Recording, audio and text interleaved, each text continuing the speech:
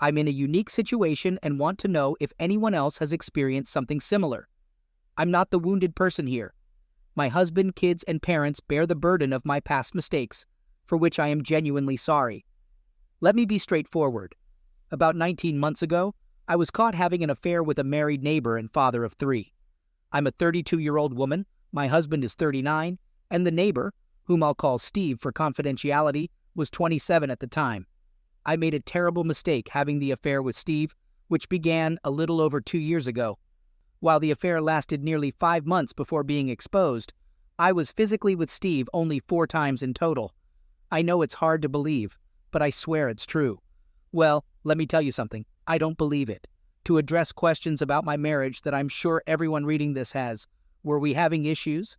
Did I not love my husband? Was I unhappy? The answer is a definite no to all those questions. I was completely content and fulfilled in my marriage, and I love my husband and our 2 boys, ages 9 and 11, more than anything in the world. Jim satisfied me emotionally, mentally, and physically. He was everything I ever dreamed of and more. My attraction to Steve was misplaced and stemmed from a deep place that took me back to my first romantic encounter at 18. It was a wild attraction, just like my first time. It was like a wild animal instinct inside me that drove me to this. In high school, I dated 4 boys, but nothing serious beyond a quick kiss at the end of the night. In fact, I considered all those guys as friends since we all grew up together. One day, I was invited to a barbecue at a friend's parents' place where I met Charles. Charles was my friend's cousin, and from the first time I saw him, I was captivated. I was taken at the time. He was 20, and I was 18. From the moment we met, we couldn't keep our eyes off each other. I don't know what it was, but there was something between us that drew me to him, like a magnet to steel or a magnet to metal, she says. We started talking at the barbecue, and he had to leave for work, so we exchanged numbers the next day. On Sunday, we met for ice cream in the evening and took a walk. We talked for hours, totally engrossed with each other, and just spontaneously started kissing. He invited me back to his apartment, and there I had my first experience. Something about Charles excited me and made me want to give him every part of me. To this day, I can't describe it. It was subconscious.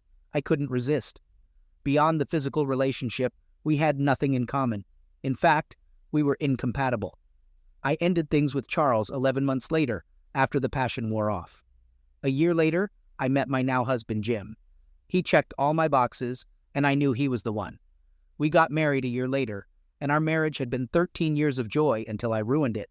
We were blessed with 2 wonderful boys who are the spitting image of their dad and share his awesome personality. I'm sharing these details to explain why I started a relationship with Steve. Steve and his wife, Marcia, moved into our neighborhood, and they were the youngest couple. My husband and I are the second youngest, with the others mostly in their 60s. Everyone warmly welcomed Steve and Marcia. They were invited to a neighborhood picnic where Steve and I first noticed each other, similar to when I first met Charles at a family barbecue a long time ago. The next time I saw Steve was at the car dealership where he worked in finance. We were looking for a new SUV, and when my husband found out Steve worked there, they started talking. We went the next week to check out cars. Steve made sure we got a good deal, and he arranged great financing. Throughout the closing process, Steve and I exchanged glances, but my husband didn't notice. A few days later, I had to bring the vehicle back for mud flaps, and that's when Steve and I had our first inappropriate meeting.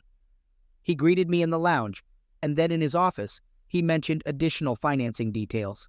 We chatted, and he confessed he wanted to talk to me alone about his feelings. I admitted I felt something too, but it was wrong. He knew it was wrong but didn't care. He wanted me. Fast forward to the next morning, when we had our first closeness encounter at his house after our kids went to school and our spouses left for work. By the way, my husband has a good job, and Marcia is a licensed practical nurse. Steve and I only had physical relations 4 times in the entire 5-month period. There was no love connection, as I loved Jim, and Steve loved Marcia. What we had was just physical, and to be honest, it wasn't as good as what I had with my husband. Not even close, but it was forbidden, and therefore thrilling and dangerous. Looking back now, being a stay-at-home mom for 11 years made me desperate for attention from this attractive younger man. I thought I could have this secret adventure and still maintain a loving marriage with my husband. That idea came crashing down one Thursday morning, 19 months ago, when Steve and I were caught in bed at his house by Marcia's mother. She walked in on us, fully engaged, and started screaming obscenities. She slapped and scratched Steve, leaving a large gash with her nails. She also hit me square on the jaw and pulled out 2 handfuls of my hair before I could gather my clothes and leave the house. When I got home, I was completely shocked by what had just happened, and the reality of my actions sank in. I realized my perfect marriage to Jim was forever changed and could end because of this. I sat silently for a couple of hours, just staring at the walls, wondering how to tell my husband. Eventually, I decided to call him and left an urgent message, stating that I had something very important to discuss. He didn't respond, so I texted him, but still got no reply. A few minutes later, Marcia and her mother showed up on our front porch, knocking on the door in the bay window, screaming for me to answer. Terrified and thoroughly embarrassed, I didn't respond. Luckily, my boys were at school when this happened. After they left, I laid down on the couch, crying. I briefly fell asleep, but woke up to the sound of a car door in the driveway. I looked out and saw my husband. I rushed to freshen up before going back into the living room to greet him when he opened the door. However, he didn't enter. Instead, I saw through the window that he was walking down the street toward Steve and Marcia's house. I watched as he spent nearly 3 hours there before coming home. I went to hug him, but he kept me away. I started apologizing, but he said my apology wasn't accepted, and he wanted me to leave. I fell to the floor, crying and begging, telling him I didn't want to go, but he insisted. He then called my mother, explained what I'd done, and asked her to come over and pick me up. Mom came over, apologized to Steve, convinced me to go back to her house for the night, and helped me pack some clothes.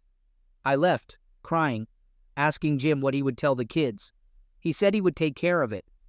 I left, broken-hearted and ashamed. That night, I called Jim, and to my surprise, he answered. He just said hello and went silent. I identified myself, apologized, and promised never to do something like this again. I expressed my commitment to spend the rest of my life making it up to him. Jim remained silent, asking if I had anything more to say. I said no, and asked him about his feelings. He told me he knew what he was feeling, and I started crying. He then said he wanted me to stay at my parents' house for a couple of weeks before coming home. I reluctantly agreed, but asked when I would get to see him and the boys again. He said he didn't want to see me now, but agreed to a brief call every evening at 9 o'clock. The first call ended with me saying, "I love you," and Jim saying nothing, just hanging up. The next night's call went the same way, with me apologizing and Jim staying silent until I stopped talking. He then dropped a bomb, saying he wanted a divorce. Hearing this, I broke down and begged him for another chance. He refused, acknowledging he'd lose half his hard-earned assets. Then, he unexpectedly said he'd give me everything he owns if I just disappeared and left him and the boys alone. I broke down again, insisting he didn't mean that, but he affirmed that he did. We ended the call, and I cried all night. I then started thinking of how I could make him stay, and came up with a plan to offer him a post-nuptial agreement so favorable he couldn't refuse it. All I wanted was a second chance to prove my love, regardless of the cost. The following week, while Jim met with his divorce attorney, I consulted my own lawyer, not to prepare for divorce, but to create a post-nuptial agreement to present to Jim before receiving the divorce papers.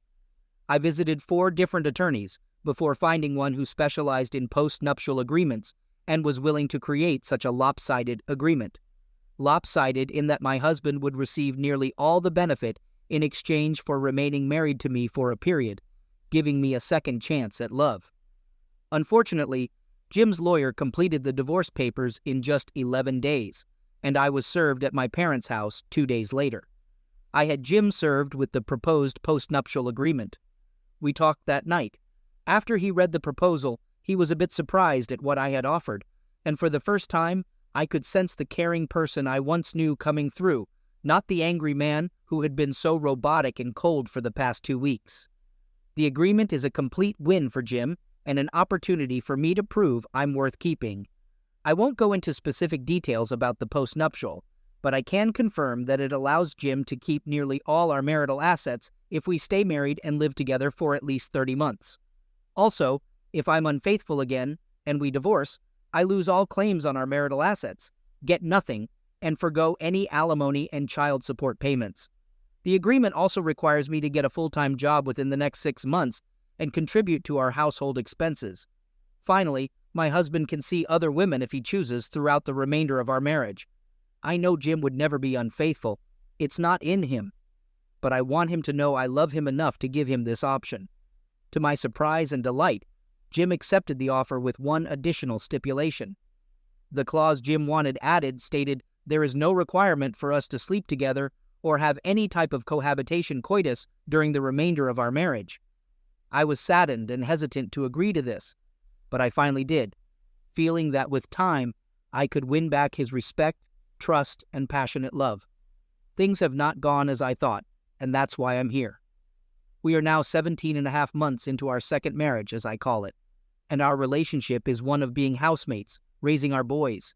Don't get me wrong, I thank God every day for the second chance I've been given, but what we have wouldn't qualify as a marriage. It's more like we are two divorced people, cohabitating. Since my affair, Jim has shown absolutely no affection towards me whatsoever. I mean nothing, not even a kiss or a hug. He won't even let me near him to express any type of affection, although I do get in for a hug and a kiss occasionally before he can block me. But I can tell he doesn't like it, so I don't do it very often. Even so, he requires me to submit monthly to at-home STD testing. Also, since the affair, Jim will not go out in public with me, even to family events. When our boys have games, we alternate who takes them. When it's my turn, Jim shows up at the games but doesn't sit with me. Instead, he normally stands on the sidelines with other fathers and acts like I'm not there. The only time we go out together is when we go out of town or on vacations, which we do often. When we travel, he orders adjoining rooms with 2 queen beds each. The boys stay in one room, and we stay in the other in separate beds. I look forward to every trip, as these are the times we are closest and where I've almost been able to break through to him. I told Jim about this and suggested we move from our neighborhood to start fresh. However, Jim said he'd only move if he gets a job promotion requiring relocation. Otherwise, he plans to stay until our boys finish high school. The boys also don't want to move because all their friends live nearby, as do Jim's friends. Since the affair, I lost all my friendships in the neighborhood. Steve and Marcia divorced 8 months after D-Day, but Marcia and her kids still live down the street. The neighborhood women I was once close to cut me off, blaming me for breaking up the family.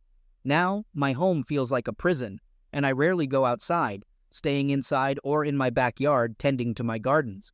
My boys are often out with their friends in the neighborhood, including Marcia and Steve's kids, but thankfully, their world hasn't changed much. Jim follows a similar routine, hanging out with neighborhood men, smoking cigars, and sipping bourbon at night, either at our house or theirs. After work, the guys enjoy relaxing together. Jim goes to work, hits the gym, and then comes home, usually avoiding the dinner I make. On weekends, he grills and only eats what he cooks, not my dishes. Weekday dinners with my boys have become a great bonding experience.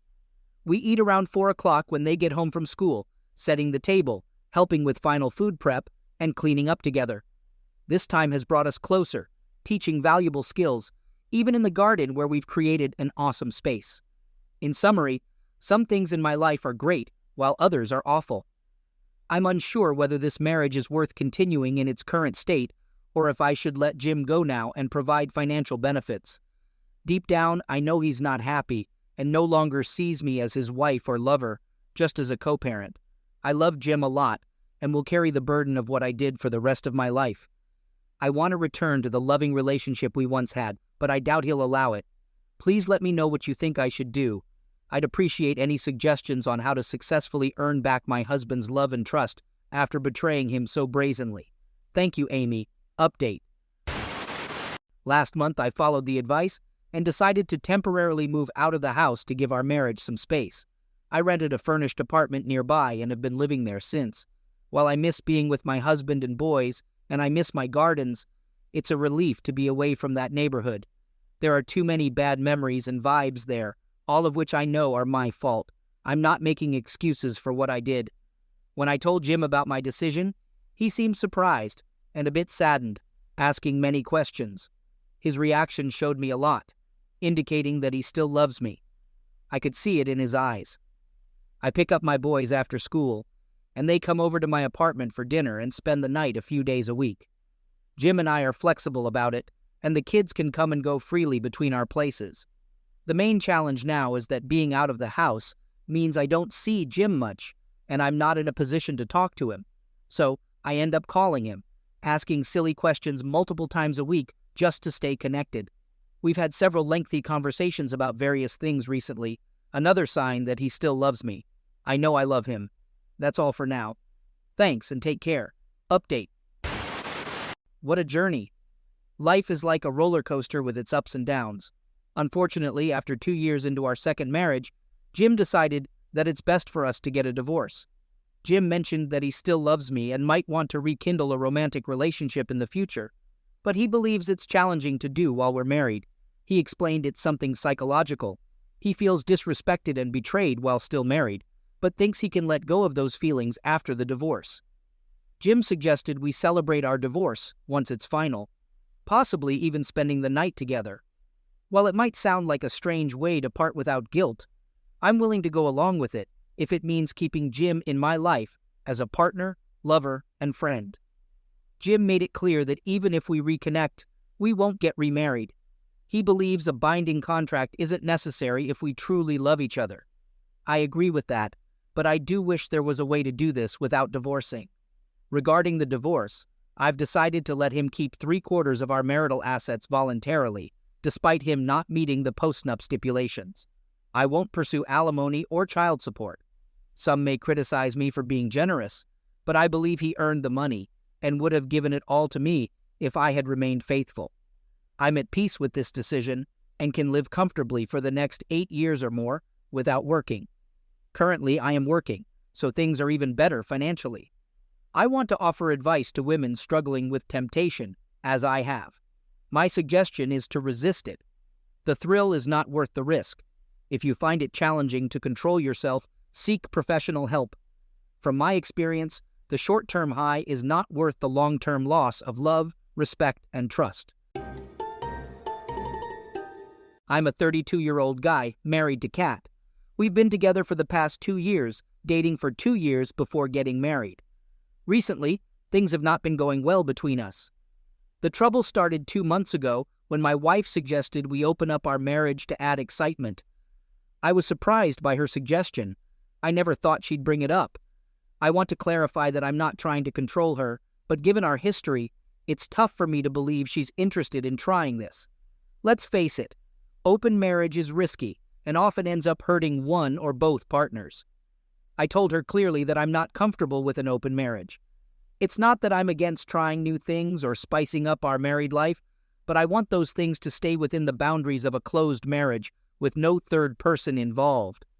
She was disappointed because it's rare for me to deny her something. I love her a lot and usually go along with her requests, even if it means making compromises. Although she didn't say anything after our conversation, I could sense that she was not happy about it. I wanted to get to the bottom of the situation and understand her reasoning. I began questioning my abilities in bed. I wanted to talk to her, but she remained silent. Kat is a consultant with a busy work schedule, often working in different time zones, which disrupts her work-life balance. While I also have a hectic work schedule, it doesn't require me to go beyond our time zone, making it easier for me. Due to her work schedule, I couldn't discuss my concerns with her. I blamed myself for impulsively saying no to her. I should have asked for more information before making a decision. I felt terrible. Nearly 2 weeks later, I got home early from work one day and made her favorite meal for dinner. She was happy with my gesture. We hugged and spent quality time together. I took that opportunity to ask her about her suggestion for an open marriage. She immediately became frustrated, accusing me of playing mind games. I didn't trick her. I just wanted to spend time with her and understand her perspective on open marriage. That's it. I got upset with her accusations and asked her directly if I was not meeting her needs. After that, she opened up. She told me about interns in her office who are fresh out of college and in their early 20s. They party a lot and hook up whenever they can. Their adventurous stories planted the idea of open marriage in her mind. She admitted to feeling a fear of missing out when her young colleagues talked about their exciting lives. I listened to her and understood her point of view. It's natural for people to be influenced by tempting things. I told her I'm not comfortable with the idea of an open marriage because I cherish our relationship. Our bond means a lot to me. Before I met Kat, I also lived a wild life in my 20s, doing the same things as others, but I went through the emotional challenges that everyone does. Excitement can fade, leaving behind emptiness. Finding comfort in Kat after meeting her, I didn't want to go back to my old life. We got married, and she was the one I envisioned a family and growing old with. I openly shared my thoughts on open marriage with her, suggesting we reconsider if she was genuinely interested. However, she immediately denied it, though she seemed to understand. I thought she agreed with my opinion during our conversation, but I was mistaken. Everything seemed normal for a few days, but after about a week, her behavior changed drastically. She started acting cold, attributing it to work stress. Recently, she's been behaving terribly, throwing tantrums over trivial things and mocking me as outdated. When I asked her about it, she explained that I'm too stubborn in sticking to my beliefs and not keeping up with trends. I questioned what she meant by following the trend, as I stay updated with fashion, music, and web series. I asked if my reluctance for an open marriage upset her, and she simply nodded, leaving me confused. Throughout this time, her work schedule became busier, with more late nights. Initially, it was only a few days a month, but now she's coming home late almost every other day, sometimes even at dawn. When I confronted her, she mentioned aiming for a promotion, proving her worth for the position. While I admire her ambition, I worry about the truth. Honestly, I'm hesitant to entertain negative thoughts or jump to conclusions. Yesterday, something happened that prompted me to share my feelings and seek advice from the community. I reached home earlier than usual and decided to prepare Kat's favorite lasagna for dinner. Despite her late-night plans, I wanted to surprise her. I messaged her, and she responded that she'd be late, maybe after midnight, dampening my enthusiasm. I spent the next hour playing video games, hungry, but wanting to have dinner with Kat. An urge led me to pick her up from the office, something I'd never done before unless we had plans after work. Thinking it would be a nice surprise, I rushed to her office, a standalone building easy to spot. Waiting outside for 30 to 45 minutes, it was 12:30 a.m., but there was no sign of Kat. Worried, I went upstairs to inquire at the reception. The office was still bustling with night shift employees, and the receptionist informed me that Kat had already left. I regretted the idea and drove back home, only to find she wasn't there either. Concerned for her safety, cheating was the last thing on my mind. I was more worried about her well-being. It was too late to reach out to any of Kat's work friends, and since she had only joined the company 6 months ago, I didn't have their contact information. I felt unsure about what to do. Exhausted and anxious, I fell asleep on the couch. When I woke up with the first light of the sun, I hurried to my room. On impulse, I found Kat comfortably sleeping in bed. I rushed to her, tucked her in, and went back to sleep. In the morning, she was already getting ready for work. I asked when she had come home last night, and she mentioned it was around 3 a.m. due to a busy day at work, including a meeting with an Asian client. Curious, I inquired about when she left the office, and she casually said around 2:30 a.m., leaving me shocked. Her response raised concerns. Either the receptionist gave me incorrect information about Kat not being at the office around 12:30 a.m., or Kat was lying about being there until 2:30 a.m. Still feeling dizzy from the previous night's stress, I didn't press further. She called me in the afternoon, asking if I had been to her office. The receptionist had informed her about my midnight visit. I wondered about the receptionist's unusual working hours, but explained why I had gone to her office. She was silent for a moment, then clarified that she had left her office in the afternoon for a meeting at her client's U.S. office in another part of the city. This explained why she wasn't in her office when I checked. I was puzzled by her explanation. She elaborated that her client was an Asian company with a U.S. office, where she participated in Zoom calls with employees in the Asian time zone. Despite this being a common practice worldwide, I felt confused about my own situation. I'm at a loss and don't know what to do next. Should I wait for things to settle or confront Kat again with my doubts? I've confronted her multiple times in the past. Any suggestions or advice would be appreciated. Update. I received some shocking news. Please bear with me as I vent. I attempted various ways to access Kat's emails or her phone's password, but she kept it very private. I tried hard to come up with ideas to uncover the truth, but I didn't succeed. In the last 2 weeks, Kat continued to come home late from work, and we were both giving each other the cold shoulder with very few occasional and transactional conversations. 2 days ago, she was talking to her mom, who has been dealing with kidney problems for the past few years, and her recent blood test results were not good. While she was on the bed talking to her mom, I, out of concern, took her phone to check on her mom while she narrated her tiresome routine of tests and medicine. Something clicked in my head. I peeked at the unlocked phone screen with chat notifications. I got up, walked into the room while talking to her mom, casually entered the washroom while on the phone, and locked the door.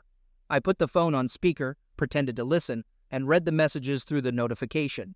The notification revealed that Kat was supposed to meet someone that day for a fun ride. I opened her social media messages, and you were right. She was having an affair. She was involved with these inexperienced coworkers. After a couple of minutes, she realized I took her phone into the washroom, and she started knocking on the door to get it back. I didn't have enough time to read all the conversations, so I quickly scanned her gallery for concrete proof. The gallery was filled with explicit pictures of my beautiful wife in compromising positions with her coworkers. I emailed those pictures to myself and deleted the history. She's cheating on me with multiple colleagues. I felt so sick that I wanted to throw up. Meanwhile, my wife kept knocking on the door, asking for her phone back. I couldn't stand to hear her nagging voice. I unlocked the door, swiftly handed her the phone, and locked the washroom again. Initially, I wanted to rush out and confront her right away. But instead, I calmed myself down and let the anger pass. The chat notifications contained details about the location and the time they were supposed to meet that day. Leaving the washroom, I grabbed the car keys and drove to that location. While leaving the house, she faintly called my name, but I didn't bother to turn back. At the hotel, I chose the darkest table in the lobby, not to cause a scene, but to observe how comfortable she was on her way to cheat. She was supposed to be there at 5 p.m., and I arrived at 3, downing countless shots by 5. I had initially hoped to confront her at home, but God knows what I was thinking. Maybe too numb and unready for a face-off, not even in the lobby. By 6, she didn't show up. I thought she might have sensed my presence and changed the location. Nevertheless, I was too drunk and drained to think clearly. I sat there, continuing to drink. Around 7, I saw Kat. At that sight, my world crumbled. My vision blurred after 4 hours of drinking. I faintly remembered what happened next, reacting in autopilot mode. I got up, staggered to the reception area where she was registering her entry, tapped her on the shoulder and said, "Good luck with your fun ride." I might have said more, but this is the summarized version. She held my hand, attempting to explain, but I don't recall her words. I do remember shrugging her off, freeing my arms from her grasp, and storming out of the hotel. I hailed a cab to my friend's place and passed out at his door. The next thing I remember is waking up on my friend's couch yesterday afternoon. I slept for 16 hours straight. It was Sunday afternoon. My friend Lee made me some lunch along with fresh lemonade. I poured out my entire story to him. He advised me to freeze joint accounts, change passwords, and get an STD check immediately. For someone betrayed so badly, money and all these privacy checks were the least of my concerns. I reached out to my dead phone, plugged it in, and switched it on. The screen flooded with notifications, 100+ missed calls, 50+ voicemails, and countless pleading messages. I ignored it all. After a few minutes, calls and messages from her started again. I blocked her on all platforms. I felt so disgusted that I didn't even read her messages and emails completely. Today is Monday. I've called in sick for the next few days at my office. I don't know how to deal with this. I've been drinking heavily and want to run away from all of this. I don't know what to do now. My friend is searching for some of the best lawyers in the vicinity. Update. I recommended securing our shared accounts, changing passwords for sensitive information, and getting tested for STDs. Thankfully, the test results were negative. Lee assisted me in finding a lawyer. and I shared all the pictures from Kat's phone with him. I temporarily settled with Lee until the divorce is finalized, which worked out well since he needed a roommate. Throughout this time, Kat has been trying to reach me, pleading for us to get back together and start anew. She also contacted Lee, asking for his help in reconciling our marriage. According to her, the hookups were meaningless, and she was just exploring her desires, wanting to feel attractive. I'm uncertain about these Gen Z concepts of desirability and whether the whole idea is genuine or not. A few days after my last update, I sent Lee to my house with keys to collect my belongings, hoping Kat would be at the office on a regular workday. However, Lee found her at home, where she broke down and sought his help. Lee was clever enough to inform her that I was staying in a hotel, not at his place, to avoid any potential drama. Kat informed Lee that she had quit her job, revealing that it all began when interns at work started flirting with her. They made her feel desired and beautiful again, leading her to try various experiences, including illicit ones. Initially, it was a one-time thing, but she later became dependent on the thrill. Since the interns didn't make enough money, they relied on Kat to cover their expenses. She eventually realized they were taking advantage of her financially, but by then, she was already immersed in that lifestyle. When Lee questioned why she didn't confess earlier, Kat claimed she had spoken to me about opening up the marriage due to guilt. However, my refusal to agree prevented her from confessing anything to me. I find it confusing. What's the point of asking for an open marriage after cheating on me? Kat is resisting signing the divorce papers and blaming me for motivating her one-night stands, but she can't provide evidence for her false claims. Now she's seeking alimony, citing mental distress caused by the divorce. If anyone deserves compensation, it's me, as I had to endure the terrible feelings of betrayal. Later that month, Kat's sister, Amy, name changed, contacted me, pleading for reconciliation. She shared how Kat is going through tough times, leading to severe depression due to the interns damaging her reputation at the office. They circulated compromising pictures of Kat having fun with them to other senior employees, mocking her as an easy target. This gossip made her the center of attention at the office, forcing her to leave. Senior employees spread the gossip outside the office network, making it difficult for Kat to get referrals. I reminded Amy that Kat chose to leave our stable married life for a thrilling experience, and now she has to face the consequences. Anyways, I'm moving forward with my life. I've kept my drinking habits in check, focused on working out, eating healthy, and staying busy at work. The divorce proceedings are ongoing despite Kat's resistance. It got delayed, but my lawyer assures me that it will wrap up soon.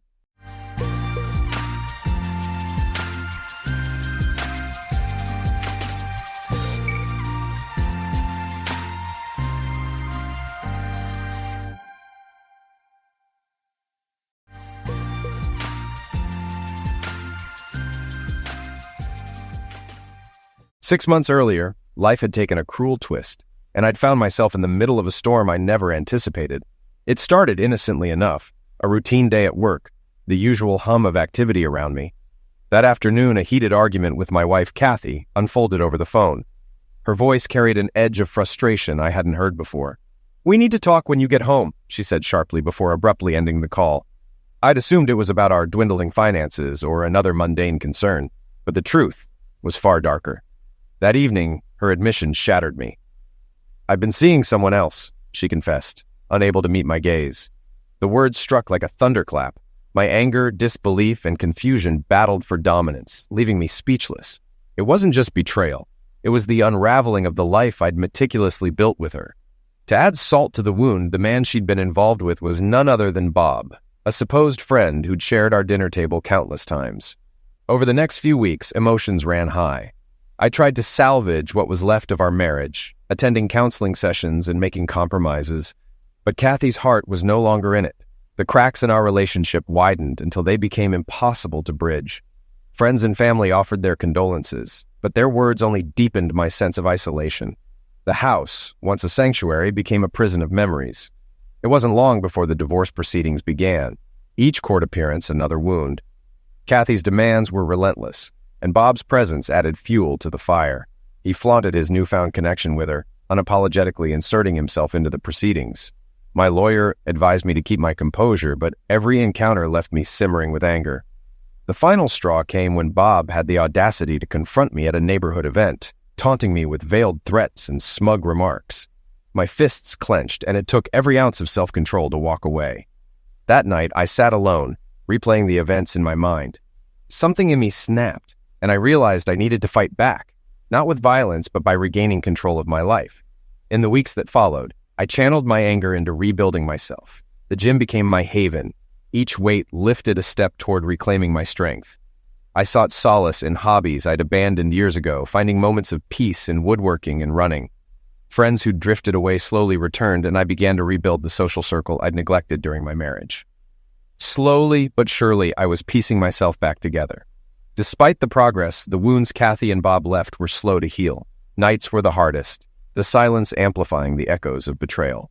But amidst the turmoil, I found hope in my children. Their laughter, their innocence, reminded me of what truly mattered. I resolved to be the father they needed, someone they could depend on in a world that had already shown them its harsh side. By the time I reached that prison cell months later, I'd learned one important lesson. No matter how broken life may seem, it's possible to rebuild. And that's exactly what I intended to do, one day at a time, starting with my release. It was close to the dead of night, about 2 a.m. The halls were dimly lit, with only the faintest glow from a few scattered lights breaking through the heavy darkness. In my cramped, starkly furnished cell, faint silhouettes of the sparse items inside surrounded me. I lay on the hard cot, hands cradling the back of my head, as thoughts swirled relentlessly, keeping sleep at bay. My mind wandered to places I had tried to lock away, dredging up memories I wished would stay buried. The eerie quiet was broken by the sound of measured footsteps. I counted them, 1, 2, 3, all the way to 10, before a figure came into view. His expressionless face betrayed no emotion, much like the others here. This was just another night on his patrol, a mundane routine that didn't require him to notice me, nor did I expect him to. As he passed my cell, I stopped keeping track of the time. It wouldn't matter. I knew he wouldn't return for nearly an hour and a half. I stared at the ceiling, thinking about life after this place. 5 days and a wake-up, and I'd walk out of here for good. 7 months of a 1-year sentence were behind me. My job would be waiting, but everything else would be different. My brother Gary had kept my life afloat, fixing my car, managing my house, and preserving what little money was left after legal fees. Was I angry? That didn't even cover it, but I kept those feelings locked away for now. I understood why long sentences leave men hollow. Humanity doesn't survive here. It's just survival. And this prison was easy compared to the hardcore facility up north. I closed my eyes, hoping for sleep. I missed my old bedroom, the one with blackout curtains. That room, and the life I had known, was gone for good. Gary had visited me at the center. Through the plexiglass, he said, "I'll pick you up next Tuesday. Anything special you want to eat?" "A big steak, medium rare," I replied. He laughed. "That's easy. Thought you'd ask for something tougher to sneak past my wife." Gary had offered me a room at his place while I got back on my feet. "It won't be fancy," he added, "but it's clean and you'll have your freedom." I thanked him. He brushed it off. "We're family. Don't worry about Mom and Dad. They'll come around. Eventually." But we both knew that wasn't guaranteed. The wounds in our family ran deep. "Seen my kids?" I asked. "Yeah," Gary said. "Heather's the same, but John's got that awful bowl haircut everyone likes now. Told him it looked like crap, but he said I wasn't his dad and didn't have to listen. If Mom hadn't been there, I'd have slapped him." John wouldn't have dared talk like that if I'd been around. He and his sister would stay with their mom for now. The divorce was final, but Kathy owed me $65,000 for my share of the house. She'd probably already emptied our lockbox, but my lawyer had everything listed. There'd be no argument when I got out. Kathy and my ex-friend Bob had blindsided me, wrecking my life. That was over. Next time, I'd be ready. I just had to survive a few more days here before starting fresh. Maybe then I could rebuild. I hoped so. Before all this, life had been good, really good. I never saw the betrayal coming. Some friends later admitted they'd known but kept quiet. Did they think I knew and didn't care? More likely, they didn't want to get involved. Most people don't. Now, all I could do was wait, plan, and hope for a better chapter ahead. I thought we had a great marriage. 12 years, 2 kids, a nice house, and jobs we could be proud of. Sure, we had the occasional argument, but nothing unusual. I loved my wife deeply and never imagined what she was capable of. Our social circle was small, mostly neighborhood couples like us. Most had kids, except Bob and Connie, who had struggled to conceive for years. Kathy probably knew why, but I stayed out of it. Connie's drinking, though, had become everyone's problem. At parties, her booze intake spiraled, turning melancholy into mean. Bob stayed sober, often carrying her home by the end of the night. Connie was something else tonight, I said one evening, getting ready for bed. She even asked Greg to help her strip down and jump in the pool. No wonder he and Judy left early. Poor Bob, Kathy replied as she tossed her clothes on the chair. Connie blamed their childlessness on Bob, a cruel and baseless accusation. Adoption was a suggestion she refused to entertain. If my husband were more of a man, we wouldn't be in this mess, she once snapped. I didn't know what to say. They'll either fix it or split, I told Kathy. Bob won't take much more. We're having dinner with them next week, she reminded me. I groaned. Let's hope she behaves, I muttered, doubting it. When dinner night came, Connie was as disruptive as ever. Waiter, how's a girl supposed to get a drink? She yelled, drawing stares. Then she turned on Bob, berating him loudly. His face flushed with anger, fists clenched under the table. To diffuse the tension, I stood and said, Connie, you promised me a dance. She hesitated, but let me lead her to the dance floor. We swayed through a few songs, or rather, I held her upright. Eventually, she muttered, I need to pee. I guided her to the restroom and waited outside. After 5 minutes, I asked 2 women entering to check on her. One came back, shaking her head. She's passed out in a stall, she said. I sighed, wondering how much longer Bob would endure this chaos. With help, I got Connie to the sink and splashed cold water on her face. She stirred briefly but couldn't stand, so I half-carried her back to the table. Bob's face showed equal parts embarrassment and frustration. Bob, let me help you get her to the car, I said, still supporting her. I've got it, Steve, he snapped, his voice tight. This isn't the first time, but it'll be the last. Ignoring him, I helped carry Connie out while he grabbed her purse and muttered a quick goodbye. We loaded her into the back seat, and I gave Bob a pat on the shoulder. Sorry, man, I said, unsure of what else to offer. Bob sighed. Thanks, I'm at my wit's end. I don't know what to do anymore. You need counseling, I suggested. Neither of you can handle this alone. Kathy and I are here if you need support. He nodded, but I doubted they'd follow through. Their marriage seemed doomed, and I figured it was only a matter of time. 3 weeks later, sirens broke the quiet of a Thursday night. Flashing lights lit up the end of the block. I ran outside to find Bob's car smashed into a parked vehicle. Firefighters were prying open the driver's door. What happened? I asked a neighbor. It's Connie, they said. They fought. She grabbed the keys, sped off, and crashed. I watched paramedics load her into an ambulance. Bob climbed in after her, his face a mix of worry and exhaustion. Their house, now chaotic with lights blazing and furniture overturned, told the rest of the story. The next morning, Kathy called me, frantic. Connie's on life support. Meet me at the hospital. When I arrived, Bob sat in the waiting room, hollow-eyed and broken. The doctors say there is almost no brain activity, he said quietly. We sat in silence as Connie's parents arrived. Their grief filled the room as they spoke with the doctor. Hours later, the decision was made to turn off the machines. 48 hours later, surrounded by loved ones, Connie passed peacefully. The funeral was packed, tears flowing freely. Despite the struggles of the past year, Bob's love for Connie was clear. He took a month off work to visit family, and I promised to look after his place. Later that night, while getting ready for bed, I turned to Kathy. I love you. You know that, right? She smiled, tired but warm. If I ever end up like Connie, pull the plug. I wouldn't want to live like that. Don't talk like that, I said. It was a tragic mistake, but it could never happen to us. Still, the events of the past weeks lingered in my mind as I held her close, grateful for the life we shared. Bob returned a couple of weeks later, trying to piece his life back together. He asked Kathy to help him sort through Connie's clothes, and I helped him remove his old bedroom furniture when he bought a new set. By 3 months in, he seemed to be finding his footing. Our neighbors made an effort to keep him involved in social gatherings and even set him up on a few blind dates, though nothing stuck. It was too soon. Life moved forward, or so it seemed. 6 months later, Bob had a spark in his eye again. Seeing him smile and enjoy himself at gatherings was a relief. It felt like we had our old friend back. But looking back, there were signs, subtle ones, that something wasn't right. Kathy and I were still close, but I sensed a distance I couldn't quite explain. One evening I asked, "Is something bothering you?" "Not really," Kathy said with a smile. "Well, why do you ask?" "You just seem a little off lately," I said carefully. "Everything's fine," she insisted. "Maybe you're just not getting enough Zex. If you want more, just ask." Zex? She'd never called it that before. It was always making love.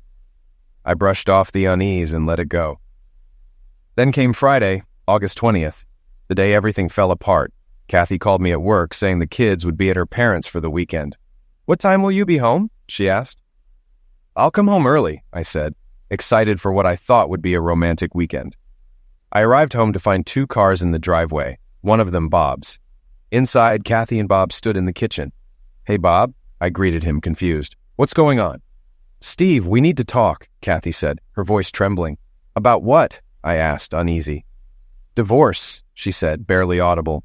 The word hit me like a freight train. "What are you talking about? Divorce?" I demanded. "I'm in love with Bob," she admitted, wringing her hands.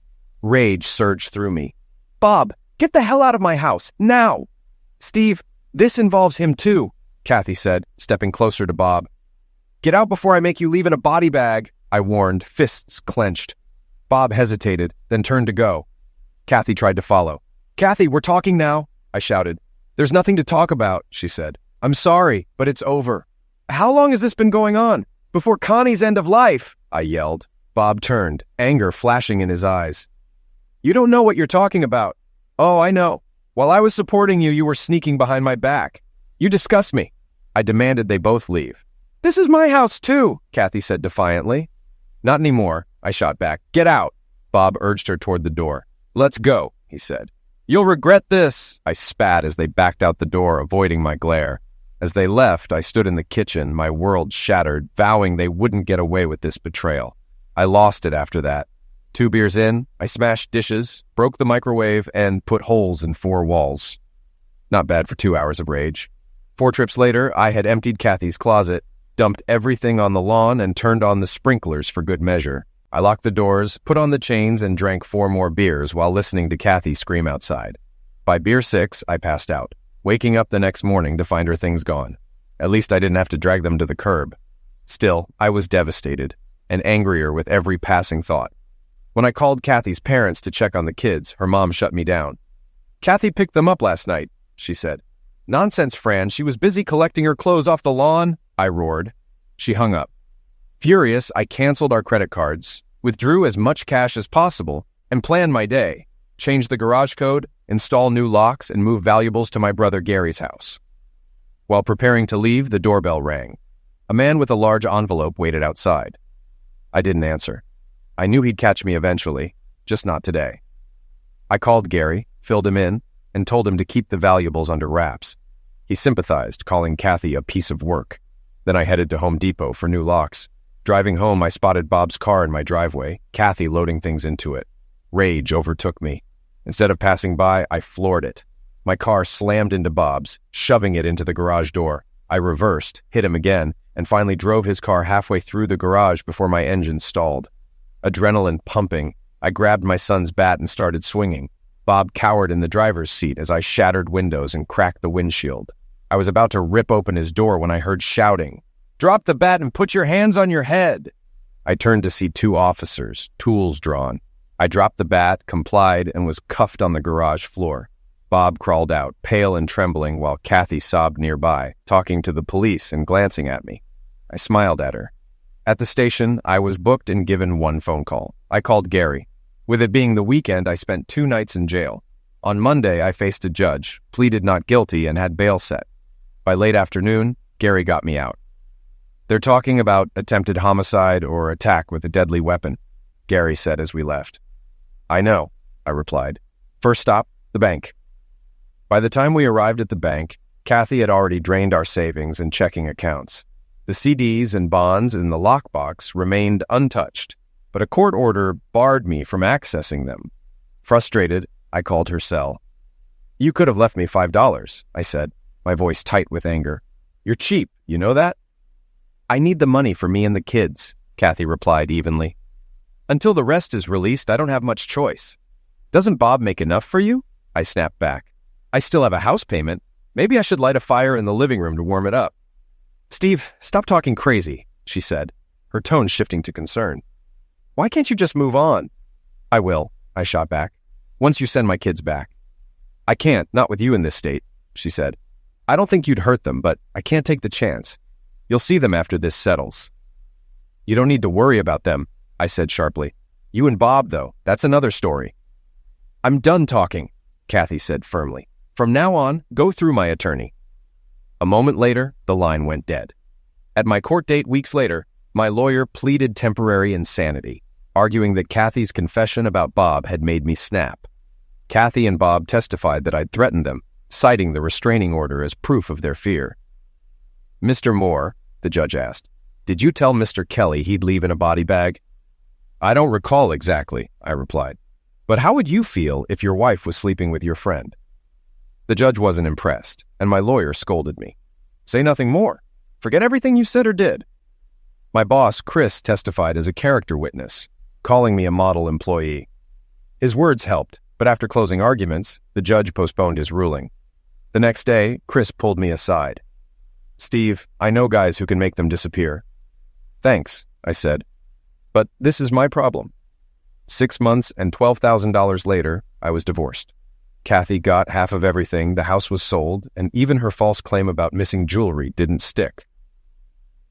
But the system wasn't done with me. The judge sentenced me to a year in jail. That's insane, I yelled at my lawyer.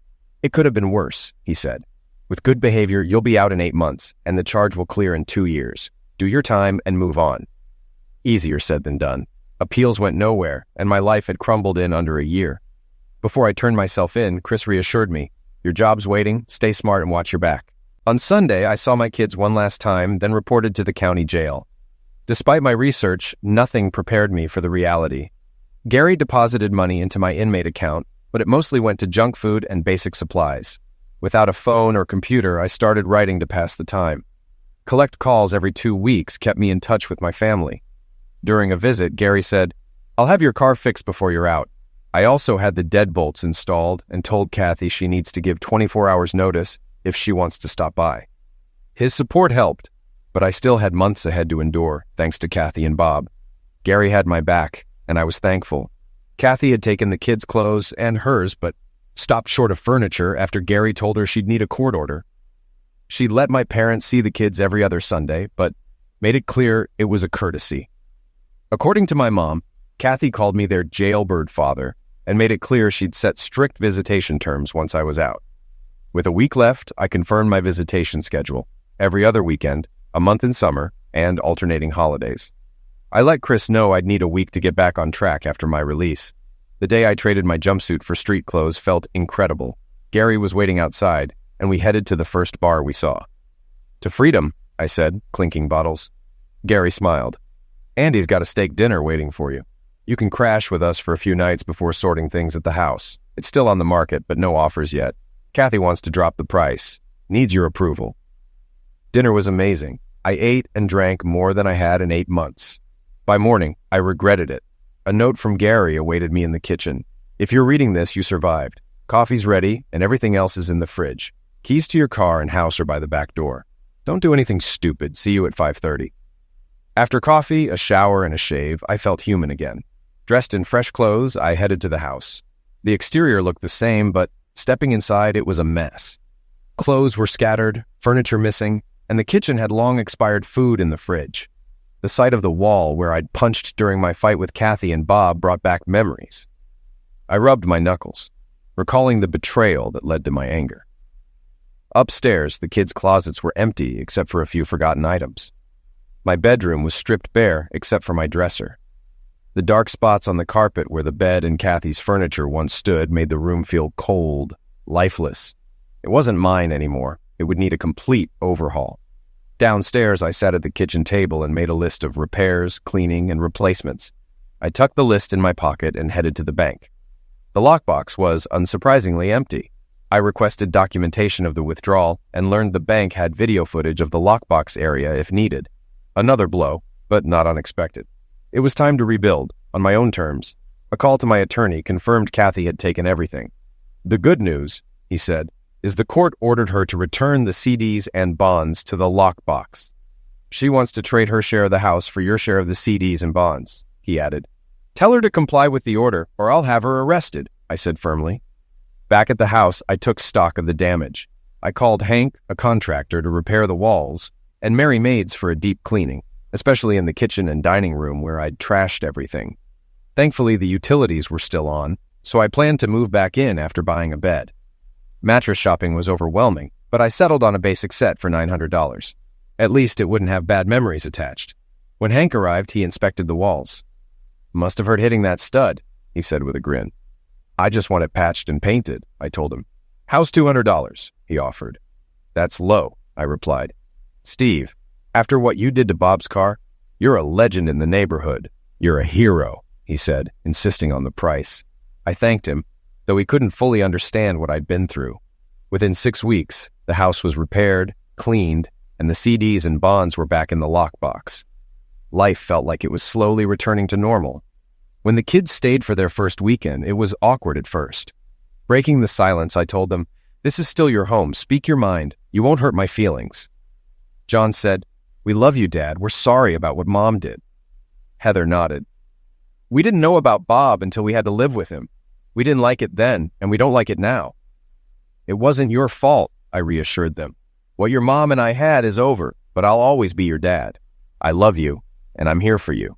We ended the night with pizza and a movie, and for the first time in months, it felt like a family again. I resisted the urge to badmouth their mother. It wasn't the right time. Instead, I focused on helping John ditch his bowl cut and supporting them in soccer and dance, filling my time with their activities. While friends urged me to move on and start fresh, I wasn't ready. I wasted 14 years on her, I'd tell them. If I want to stay mad, that's my right. Kathy pushed to lower the house price. I refused. If you want to knock $20,000 off your share, fine, I said. Otherwise, it stays. Eventually, we divided the CDs and bonds. Kathy blew through her share in 3 months on a new car and a vacation with Bob. I banked mine, determined to rebuild on my terms. Roughly 8.5 months after my release from jail, Bob's house was engulfed in flames. According to the investigation, someone had poured gasoline into the electrical panel and along the back of the property, before setting it alight while the family was out at a soccer game. By the time the fire was extinguished, the rear half of the house was a charred ruin and the entire property was left without electricity. The very next day, 2 officers appeared at my doorstep and brought me to the station for questioning. "Steve, you were just a block away," one officer said, his tone sharp with suspicion. "You could have easily slipped over there and done this." I met his gaze steadily. "Then prove it." They threw out more accusations, trying to rattle me, but I let them talk themselves in circles. When I'd had enough, I stood and said firmly, "I think we're done here." The bigger officer leaned forward, clearly trying to intimidate me. "Mr. Moore, we're not finished. Then either charge me, let me go, or watch me call my lawyer. I'm not saying another word without legal counsel," I replied, pulling out my phone. The 2 exchanged a glance before the smaller cop reluctantly spoke. "We'll release you, but don't think for a second we're not watching." As they let me leave, I couldn't help but feel a small victory. 1 problem down, a couple more to tackle. Since Bob's home was uninhabitable, I stepped up and offered to take care of the kids for a while. With the house repairs estimated to take a couple of months, I treated the time as an extended break for the 3 of us. One evening, as Kathy came by to pick up the kids, she didn't waste time getting to the point. "Steve, I know you're behind the fire no matter what the police decide." Feigning ignorance, I raised an eyebrow. "I don't know what you're talking about. I spent the whole day with our friends, or should I say my friends now. Funny how you and Bob don't get invited anymore. Should I speak to them for you?" "Don't bother. We wouldn't show up even if they begged," she shot back, her bitterness palpable. "Well," I said with a smirk, "at least you and Bob have each other. That's what really matters, right? For now, anyway." "What do you mean by that?" she asked, narrowing her eyes. "Nothing, just saying you're lucky to have him." This time I didn't bother hiding my grin. As the kids grew closer to me, Kathy and Bob's frustrations seemed to deepen. The kids often confided in me about fights at home, shouting at Bob to stop pretending to be their father. Kathy's efforts to mediate only made things worse. One evening, Kathy called me. "Steve, stop stirring things up between Bob and the kids," she demanded, her voice tight with irritation. I don't know what you're talking about, I replied, keeping my tone deliberately cool. I've never spoken ill of you. I've told them you're their mom and they need to respect and listen to you. And Bob, she shot back, her tone sharp. Bob? I repeated, letting the word hang in the air for a moment. Well, he's a backstabbing, spineless idiot who never should have made it past childhood. Aside from that, he's fine. Her sharp intake of breath crackled over the line. He's good to your kids, Steve. Leave him out of it. That's not going to happen, I said, my voice hardening. The man means nothing to me, and someday I'll gladly be the one to spit on his grave. Steve, I swear, she started, but I cut her off. What's left, Kathy? I snapped, my tone icy. Cheat on me again? Divorce me? Get me locked up? You've already done it all, haven't you? There's nothing more you can do. She hung up in fury, and I couldn't help but mutter to myself, hard to believe I once loved that woman. Work, on the other hand, was going smoothly. Within a few weeks of being back, I was caught up, and my boss, Chris, encouraged me to take on more responsibilities. I agreed, given that I had plenty of free time. While most of the new accounts were straightforward, one, TBU Inc., posed some challenges. The company was overhauling their manufacturing system, which required frequent visits to stay updated. Unfortunately, the engineer assigned to me, though knowledgeable, was a disorganized mess, and I wasn't getting the data I needed. Chris, I told him, I hate to complain, but if I don't get the right information, this project is going to hit a wall. After a few calls, the company assigned Monica Bradley, a seasoned process engineer, to work with me. Steve, she said, introducing herself with a handshake. Working with Monica was a breath of fresh air. She ensured I had what I needed, no matter what it took. 2 weeks before Phase 1 wrapped up, I decided to thank her with dinner. Monica, let me take you and your husband out to dinner. The Hilton where I'm staying has a fantastic restaurant. How about 6 o'clock? She agreed, and we shook hands before I left the plant at 4:30, eager for the evening ahead. Back at the hotel, I spent an hour plowing through emails, wondering how anyone managed life before the internet. At 5:55 p.m., I made my way to the restaurant, feeling calm and ready for the evening. Once seated, I glanced at the menu as I waited for Monica and her husband to arrive. Right on time at 6, Monica entered the room, but she was alone. I waved her over and stood to greet her. Is your husband parking the car? I asked casually, pulling out her chair. Her lips curled into a faint smile. Steve, I'm not married. Caught off guard, I hesitated. Oh, I just assumed... My eyes drifted to the rings on her fingers. These? She said, holding up her hand. They're decoys. It's just easier this way. At work, people don't bother a married woman. It spares me the awkwardness of fending off advances and protects me from unwanted gossip. Plus, let's face it, employers tend to favor married employees. They think we're more grounded. That's clever, I admitted, intrigued. But what happens when people ask about your husband? I keep it simple, Monica said with a shrug. He's traveling, busy, or something came up. After a while, they stop asking. Works like a charm. Well, you had me completely convinced, I replied with a grin. Dinner turned out to be wonderful. We talked for hours, and by the end of the night, I surprised myself by sharing parts of my life I usually kept guarded, the struggles, the betrayals, and the hard-won lessons of the past 2 years. That's awful, Monica said, shaking her head in disbelief. You didn't deserve any of that. It's over now, I said with a sigh. I'm trying to leave it behind and move forward. What choice do I have? She leaned forward slightly, her expression softening. You've got a lot going for you, Steve. You're smart, funny, and good-looking. There are plenty of women who jump at the chance to be with you. Her cheeks reddened slightly as she spoke. I laughed, a little self-consciously. Maybe, but I've been out of the game for so long, I'm not even sure where to start. And honestly, I'm not in a rush. Monica tilted her head with a playful smile. Well, you asked me out, didn't you?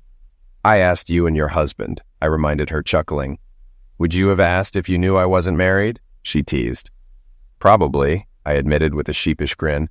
You're easy to talk to, you're fun, and most importantly, you're nothing like my ex. She burst out laughing. I think I'll take that as a compliment. The evening ended on a high note, and the next day I left town, not expecting to return for several weeks. Before I left, I told Monica to reach out if she needed anything. For the first time in a while, I felt like I could trust someone outside my small circle. Over the next few months, whenever I was in town, Monica and I spent time together. Our connection grew stronger through phone calls and emails between visits, and gradually, I found myself letting my guard down. Eventually, Our relationship deepened into something more intimate, and I began to feel ready for something serious. But then, everything unraveled.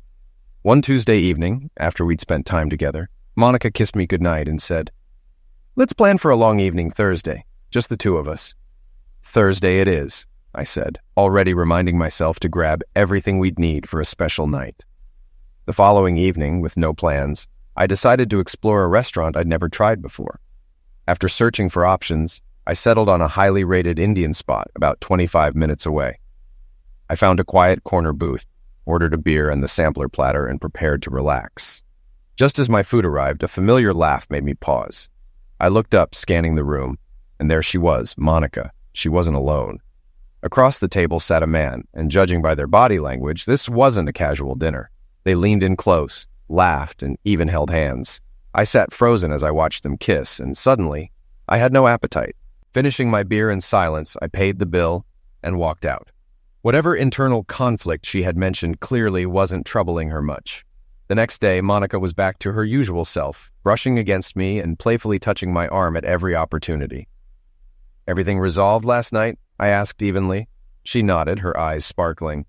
"Yep, all handled. Tonight it's just you and me." "I've got an idea for dinner," I said casually. "I found this amazing place last night, quiet, cozy, and the sampler platter is fantastic." Her face went pale.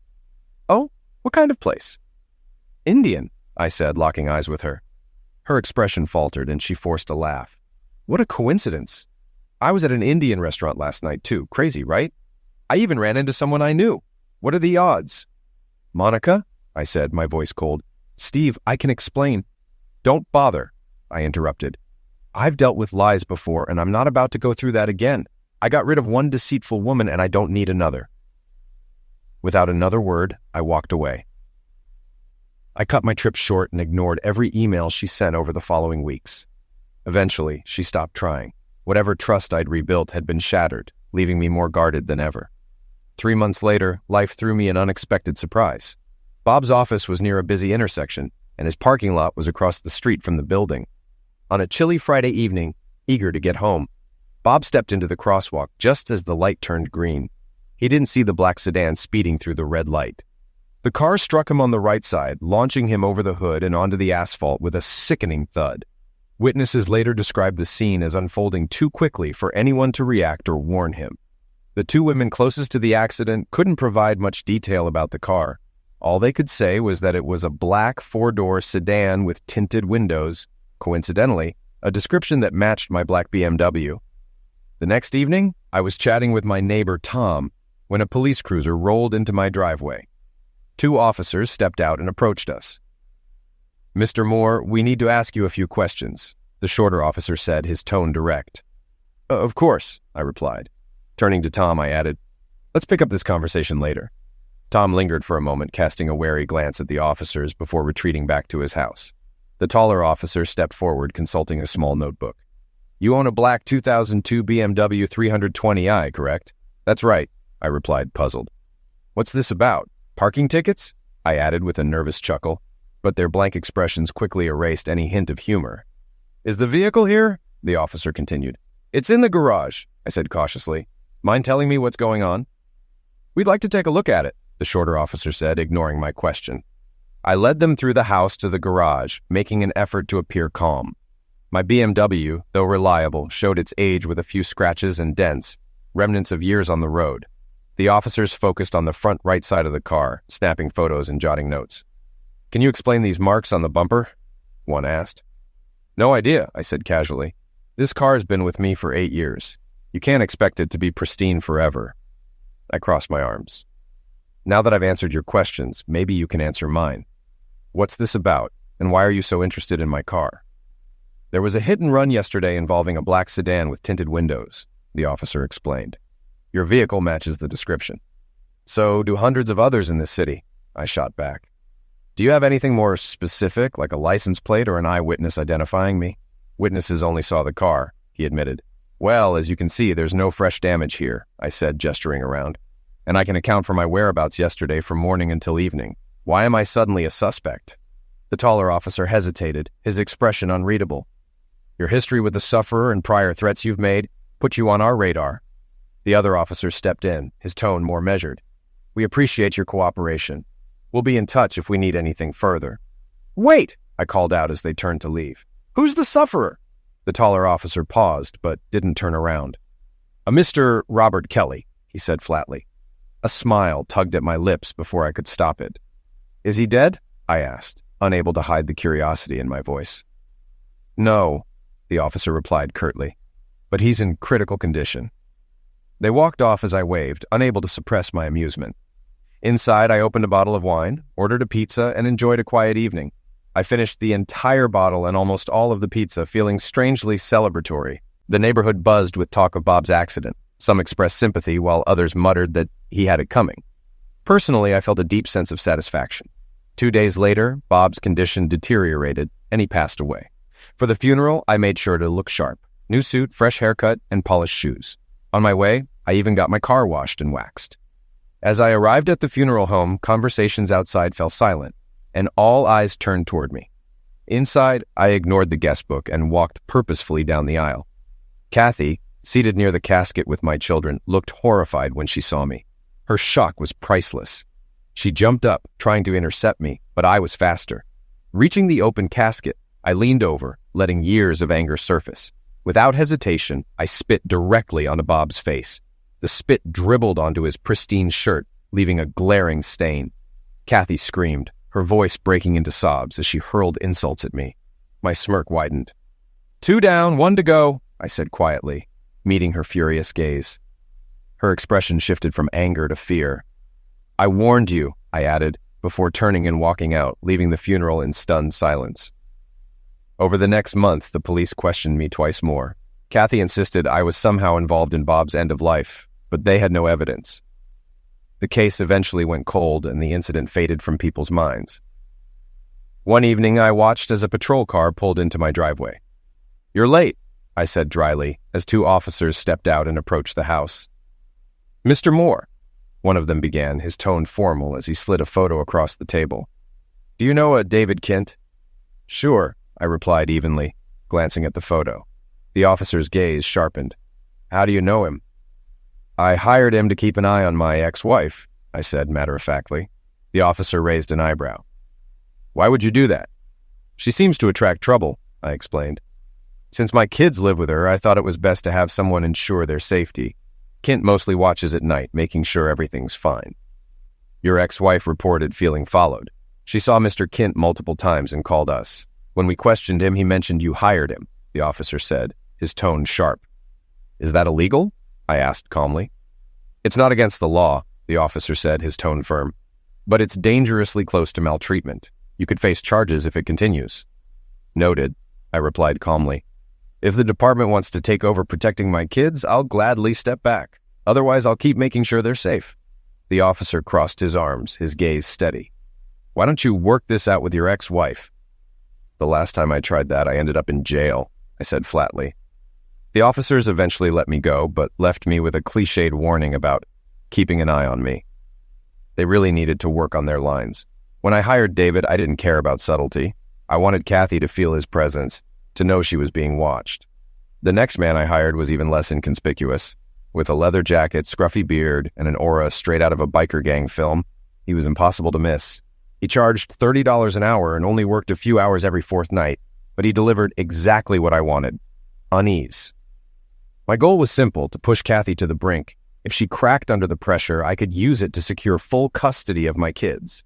"What do you want from me, Steve?" she screamed into the phone one night, her voice laced with desperation. "Honestly, for you to drop dead," I replied coolly. She hung up without another word. Later that night, I was sitting on my porch with a drink when the inevitable happened. A police cruiser pulled into my driveway and 2 officers stepped out. I greeted them with mock enthusiasm. "Figured you'd show up sooner or later," I said, leaning back in my chair. Kathy had accused me of threatening her, but this time I was prepared. By the time we reached the station, my attorney was already waiting. "My client never threatened Mrs. Kelly," my lawyer stated, his tone even. "He simply expressed a personal opinion about her demise. That's not a threat, it's free speech." The officers weren't convinced. "She feels threatened, especially since your client has hired individuals to follow her. It's creating a hostile situation." Hiring someone to observe another person isn't illegal, my lawyer countered. Unless you have hard evidence of wrongdoing, this is a waste of time. The taller officer sighed in frustration. Mr. Moore, why don't you just move on? People get divorced every day. What happened is unfortunate, but you need to let it go. If she snaps and something happens, we'll know where to look. If she agrees to give up custody of the kids, my client will step back entirely, my lawyer offered. That's a matter for the courts, the officer replied. With nothing else to say, the meeting ended, and we walked out. That Sunday morning, as I enjoyed coffee and the newspaper on my deck, the doorbell rang. It was early, and I wasn't expecting visitors. When I opened the door, Kathy's parents were standing there. "Steve, can we have a word?" her father asked. "Sure, come on in," I said, motioning them inside. They were dressed in their Sunday best, likely coming from or heading to church. I offered them coffee, but they politely declined. "We came to talk about Kathy," her father began. "We know she's made mistakes, and what happened to you wasn't fair. But she's still our daughter, and we're worried about her." I nodded, leaning against the counter. "I don't want anything to happen to her either. But let's be clear. She's made her choices, and now she has to live with the consequences. My priority is the kids. They'd be better off with me, especially given her string of bad luck. I don't want them caught in the crossfire if things take a turn." Her parents exchanged uneasy glances. "We'll talk to her," her mother said hesitantly. "But you know how stubborn she is." "The Kathy I married wouldn't have cheated or betrayed me the way she did," I said bluntly. "I don't recognize who she is now. But if you're expecting forgiveness, don't hold your breath. I don't forgive, and I sure as hell don't forget." They left quickly after that, clearly unsettled by my words. I figured my message had landed. On Thursday evening, the confrontation I'd been anticipating finally arrived. Just after sunset, the doorbell rang. Through the peephole, I saw Kathy standing there. She hadn't called ahead, which made her appearance even more satisfying. Opening the door, I greeted her with a smirk. "Evening, Kathy. Care for a drink? How about hemlock?" "Do you ever stop being an a-hole?" she snapped, pushing past me into the house. I closed the door behind her. "What brings you by? Finally decide to admit you've been wrong all along?" She ignored the jab and sat down stiffly in the living room. "I want to talk about the house," she said flatly. "Our house?" I asked.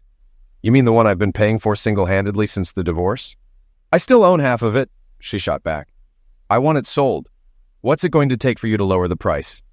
"An act of God," I replied, "unless you're willing to cover the loss and add interest." "Fine," she said, gritting her teeth. "Just get it done. I want you out of this neighborhood and out of my life." "That's never going to happen," I said calmly. "You still hate me that much?" she asked, her voice softening. "More than you could imagine," I replied. "But let's not rewrite history. This isn't about hate, it's about consequences. You made your choices, and now you have to live with them." "It wasn't planned," she said, her tone almost pleading. "What happened with Bob wasn't intentional. It just happened." I shook my head, unimpressed. "Save the excuses, Kathy. They're as empty as the promises you made during our marriage." She stared at me for a moment before standing. "You're impossible. And you're predictable," I said, opening the door. "Don't let it hit you on the way out." She couldn't possibly believe I was dumb enough to fall for that line. "Don't insult me, Kathy. Nothing just happens. Unless he forced you at gunpoint, you went along with it willingly. Was he so much better in bed that you decided to burn down our marriage and shatter our family?" Her face tightened, but she didn't flinch. "It wasn't about Zex, Steve. It was about the fact that he needed me. He didn't have anyone else, and somewhere along the way, I guess we both started to depend on each other. It just grew from there." "Needed you?" I snapped, feeling my anger spike. "What were you doing? Hosting a charity drive for the emotionally destitute?" "I needed you. Our kids needed you. Our marriage needed you. But apparently none of that mattered, because some sad stray dog wagged his tail at you. Now he's rotting in the ground, and he's the least needy person I can think of." I let a cold smile creep across my face. "I only regret that I wasn't the one driving the car that ended his pitiful existence." "God, Steve, do you even hear yourself?" she shot back, her voice cracking under the strain of her disgust. "You've turned into someone so full of hate it's disturbing. Do you seriously take pleasure in someone else's end of life?" "I didn't get here on my own, Kathy," I said bitterly. "You and your late boyfriend deserve a lot of credit for shaping me into what I am." "Don't give me that crap," she retorted. That's just an excuse, and you know it. Marriages fail every day. 60% of them end in divorce. Do you think every single one of those people turns into the hateful, vengeful mess you've become? I couldn't care less about anyone else's marriage, I snapped. This is about mine. How long, Kathy? How long was I the idiot, the clueless fool, while you two carried on? Does it even matter? She asked with exasperation. It matters to me, I replied firmly. Was it 2 months, 3, 5? She sighed, as though resigning herself to the conversation. About 5 months, she admitted. Not that it changes anything. The first time it happened, I almost told you. I was so upset with myself, I barely knew what to do. But you didn't, I said coldly. And clearly you weren't that upset because it happened again and again. How many times, Kathy? How many times did you screw him in the bed we shared? Never, she snapped, her voice tinged with indignation. I would never disrespect you like that. Oh, but doing it everywhere else was just fine? I shot back. Did you know some of our friends knew? They saw what was happening, but none of them had the guts to tell me. I learned the hard way that you can't trust anyone, least of all you. She took a deep breath as if trying to steady herself. Where do we go from here, Steve? The house is all that's left tying us together. What about the kids? I asked, my voice rising. I'm not giving them up, she said firmly. And there's nothing you can say to make me change my mind. Her defiance only made my mind race faster. I took a moment to steady myself, my tone growing calm but sharp. I'm not here to convince you, Kathy. You got custody because of what you pushed me to do. If I hadn't lost my temper and gone after Bob and his car, things could have been different. I leaned closer, lowering my voice. Bob got exactly what was coming to him, and now it's just you and me. Her eyes widened, her composure faltering. Steve, are you threatening me? Threaten you? Never, I said with mock sincerity. I'd never deprive my kids of their mother. But life's unpredictable, Kathy. Heart attacks, accidents, even a bolt of lightning. You just never know what might happen. I just hope, for their sake, you've got your affairs in order. Her face drained of color, and I knew the line had landed. I'd stolen it from a movie once, but the chill it left in the air was all real. I'm done here, she said, standing abruptly. For what it's worth, we had 12 good years. I'm sorry it ended like this. She leaned forward, as if to kiss me on the cheek. I stepped back, shoving her away more forcefully than I intended, and she stumbled slightly. Don't you ever try to touch me again, I growled. Her eyes widened, shock written across her face. I'm sorry, I just thought... You thought what? I interrupted. That we'd be friends? That I'd forgive you? You make me sick. She mumbled a soft, sorry, but I cut her off. Don't be, I said coldly. Because I'm not. She turned and walked out, heading down the driveway. As she reached the sidewalk, I called after her. By the way, Kathy, you know that look you just gave me? Bob had the exact same look on his face just before that car hit him. Too bad I didn't have a camera. She broke into a run, and I closed the door with a satisfied smirk. The truth was, I had started the fire at Bob's house. 2 Gatorade bottles of gasoline and a cigarette were all it took. I'd made sure the place was empty before I lit it up, but it didn't spread as fast as I'd hoped. Still, I was in and out in under 5 minutes, tossing the bottles into a neighbor's recycling bin before anyone noticed I was gone. As for Bob's end of life, that wasn't my doing. Dumb luck took care of him. Wrong place, wrong time. If he'd only looked both ways like his mother probably taught him, he'd still be alive. Kathy and her family still think I had something to do with it. Part of me wishes I had, but I wasn't about to risk going back to prison. Instead, I'd let Kathy's paranoia do the work for me. With every doubt I planted, every hint I dropped, she edged closer to a breakdown. And when she finally cracked, I'd be ready to take custody of my kids. Meanwhile, I wasn't going anywhere. I liked my house, I liked my life, and most of all, I liked being just up the street from my kids. Who knows? Maybe one day, they'd choose to live with me full-time. The silver lining in all this mess? I'd met someone new. Ellen worked for the Department of Corrections, and I'd met her during my probation check-ins. Tough, no nonsense, and unflinching, she didn't take crap from anyone. We hit it off, but she made it clear there'd be no dating until my probation ended. When it finally did, we went out, and I told her about my baggage. She didn't flinch, countering with stories of the lies she'd heard from convicts over the years. Together, we're figuring things out, one step at a time. You need to let go, Steve, she told me one night. If you don't, you'll never move forward. and if you mess up and land back in jail, I'll personally make your life hell." She said it with a grin, but I didn't doubt her for a second. With Ellen, I'm learning to trust again. She keeps me grounded, and for the first time in years, I feel like I'm ready to move on, maybe even love again.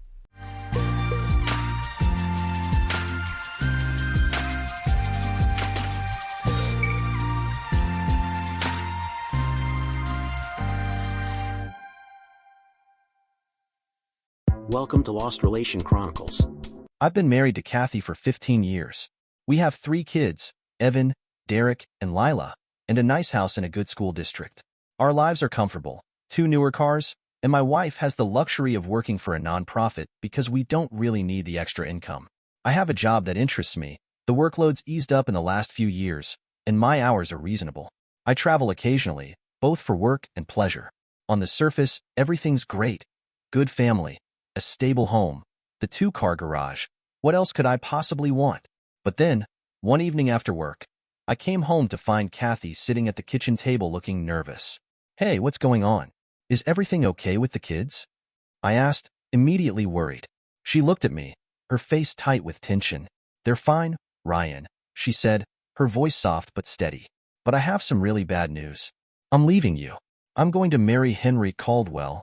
I froze. "What? Who's Henry Caldwell? What does he have that I don't? Do you love him?" She nodded, her eyes sad. "I do love him.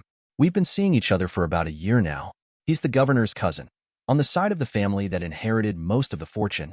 The kids and I are going to move in with him." That name hit me like a ton of bricks. Henry Caldwell? That Caldwell? Are you serious? You've been seeing him for a year and I never knew? What the hell is going on? I was stunned. My whole world had just crumbled. It's true then. The husband is the last to know. Well, I guess I made it easy for you. Me trusting you implicitly. Are the children mine? Of course they are. How could you think that of me? Oh, yes, they are yours. She was nice looking, but not a stunner. And nothing out of the ordinary in bed.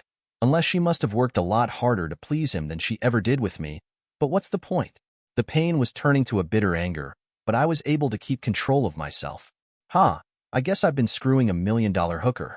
I glared at her, jumped to my feet, and gestured towards the door. "Well, get the hell out of my house, and don't let the door hit your butt on the way out. You goddamn cheating woman. Enjoy the good life, until he dumps you for someone younger. I have nothing more to say to you." She tossed an envelope on the table and moved quickly out the door, and I sat and cried. I went upstairs to lie down, and saw that the children's rooms had been emptied out, including the pictures they had hung on the walls. It felt like I was living in a tomb. In the weeks to follow, she and Henry Caldwell refused to let me talk with my kids.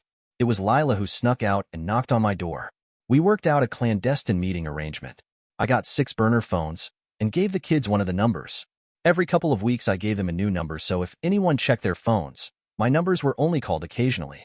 We were careful about emails which could only be sent from the library computers or a friend's computer, making sure that I use a fake name to hide from my ex. So, I kept up with their lives, not as often as I would like, while Lila called every other day, and the boys about once or twice a week. In the months that followed, it didn't get better. Words cannot describe the fury, hurt, depression that washed over me, that was drowning me. Kathy had traded up in marriage, so far up that she didn't bother to ask for any of our assets, alimony, or child support. There was no point. I guess, to her credit, she asked for nothing of any commercial value. But what she did take was priceless, my 3 children. We sometimes read stories where a woman is offered $1 million to have sex with some guy. Usually it's women we wonder about, the assumption being that most guys would do it for free. The goofy part of that question is, who would pay $1 million for sex, especially for sex with an average person? I guess that Caldwell has tens of millions of dollars, so I can see her bailing for that. Who knows, maybe it was love. I can say for sure I wouldn't have run off with a Mrs. Caldwell, but I suppose you don't know until someone offers. And the kids too, hiding contact with me. I guess it's the money too, the promise of a free Ivy League educations, along with the more immediate pleasures of the lifestyle big money can bring. Cars, clothes, skiing in Aspen, summer in France, doesn't compare with surf fishing at the Jersey Shore with Pop, but neither does it excuse my children for not insisting on having a foot in each camp. I thought I brought them up better than that, but then they are kids. The biggest thing was still, what the hell did Caldwell see in her? She really didn't stand out in any crowd I could imagine. She was middling in about everything. She was really good with people, but so are a lot of people. As to our friends, most stayed cordial, but but now being single, occasionally I was asked to a party, and I did have a couple of buddies to fish with, but I was really lonely without my best friend, and I felt like damaged goods, which I was. I thought of suing them, but my lawyer told me to forget it, that I really didn't have a chance. And for what? I make good money, $130,000 a year, which is a nice living, but against Caldwell? So, I caved and tried to get on with my life. Like I said, in that wrenched first year, I really had a hard time. My home was now just a house. Functionally, I was on the very edge of my children's lives. I wasn't fit to date women either. Really, it was my daughter that got me through that horrible year. I kept it together by immersing myself in work. I mean, what else could I do? I felt sorry for myself, buried in self-pity, rolled in misery like a dog in shit for almost a year. After 6 months of that, I sold the damn house and got an apartment in town, cut way back on overtime, and began to flesh out ideas I had come up with over the years, but were ignored by the elderly guys in management. I realized I was a better businessman than the fools running the company. Ever see clearly the way for the business to grow and prosper, but the management couldn't let go of the old business model they developed years ago, which successfully built the business, but was wrong for today's world and was taking it down? It was like I was sailing on the Titanic with me, the only one who could see the iceberg. What could you do besides dress warmly and stand near the lifeboats, reading the launch instructions? My job search was producing nothing, until out of the blue, I got a job interview from a company that bought one of our smaller competitors. They wanted me to implement my employer's old business model so they could grow their company. In a series of interviews, I pointed out the problems with that and outlined my own ideas. They were actually willing to pay a premium to lure me away from Titanic Incorporated and more besides, because their business was in Chestertown, Maryland. I was able to negotiate a big vacation package by agreeing to take most of it 1 day a week and a contract tied to business growth and profits. Apparently, they had had trouble getting people to relocate to a backwater. Charming or not, Chestertown is as chaotic in the summer as it is dead in the winter. I jumped at the chance to make a clean break of it, changed my email address, got a new phone number. Of course my children knew, but not their mother. Of course, in this age of the internet, if you live your life, you cannot really disappear, but I thought of it as a way to reinvent myself, as neither my former employer nor my former wife valued me, and it helped to put them in the fuzzy light of the past. Now, I didn't get big-time rich like Caldwell, but I did real well by my standards, and as the business took off, I was able to hire talented young people to implement the business plan. After a few years, I found myself with a nice equity position and began working from home a lot and let others do the day-to-day stuff. I rented a place for a while until I found a big 3-bedroom craftsman-style bungalow on a lot with a view, but within walking distance of Chesterton. The big demand here is for old historic homes, but houses from the 1920, 1930s modern houses and pretty reasonably priced. As a bonus, it had $20,000 of woodworking tools and a heated garage that the old guy bought new when he retired, but never got around to learning how to use. I joined the local historical society, volunteered for this and that, put myself out there, as they say, but unfortunately, the selection of suitable mates was thin. I was 45 years old, relatively few single women in the 35 to 40 age group, and of the few of a suitable age. Well, I'll get shot for saying this, but the education level of the year-round residents was mixed, and the summer people were generally too high-end for my taste. One of the members of the Historical Society asked me if I could fix an electrical problem on his boat. I liked the old guy, so he and I spent Saturday on the boat, and I fixed a plethora of assorted problems. We took it out for a short cruise, and I found I liked sailing, and he liked company, so he taught me sailing. We worked out a trade. I'd keep all the mechanical/electrical stuff running. He's pay someone to the endless cosmetic restoration and cleaning, and I could take it out more or less at will. I just had to call in advance. If it was a day sail, often as not we would go out together. I should tell you that I could have bought the damn boat, but I'm cheap, and who wants the expense of owning and maintaining a boat? I was at the marina changing the oil in the auxiliary engine, and heard hoots and shrieks as a boat was ineptly wallowing up to the dock. I grabbed a boat hook and trotted over. Seeing the run of the tide, I called for the stern rope. They threw it short, but I could just hook it and pulled the stern to the dock, whereupon the tide pushed the bow in so I could catch that rope which was dragging in the water and tied them fast. The idiot at the wheel was drunkenly insisting I join their party for dinner at one of the expense account restaurants nearby. I had no interest in spending the evening with a bunch of honking drunks and politely demurred when a really good-looking woman came up beside Captain Rum. "Don't be put off by Wallace. I would like you to come to dinner with us. After all, you rescued us. So much you can infer from a sentence." She was sober, no rings on her left hand, nice-looking, educated, faint British accent, with a body built for comfort. "Now would you be sitting alongside me at dinner?" Hoots of teasing laughter from the boat. He hooked the boat, and you hooked him. Way to go, Heather. We were smitten with each other. Heather was 7 years younger than me, worked in a law office in Washington, D.C., writing laws and regulations for lobbyists. She was a gorgeous thing, not Hollywood gorgeous, but somebody I certainly would pick out of a crowd. As we talked, I found she shared my politics, love of old things, the water, and reading. She couldn't have children, which bothered her years ago when she got the news, but over the years became reconciled with it. Me, after the experience I had with mine, that didn't bother me at all. Heather, I don't want this night to end. No strings here. Would you stay at my house? I've a guest bedroom with a locking door. Not that you need to. Got your driver's license with you? Give it to me. I handed it over. She took a picture of it with her phone, emailed it. There, if I don't come back in one piece, my mother will come after you. Can you drive me to Waldorf Sunday night? Sure. Where's Waldorf? No cabs around the restaurant, but I waved to a couple of older women I knew fairly well who were just leaving, and I asked them if they could drop us off at the marina where my car was. One of them had set me up with 2 blind dates and was delighted to see I was sweet on Heather. After the introductions to Grace and Eulalia, who prefers to be called Lily, they teased Heather. Lily started in.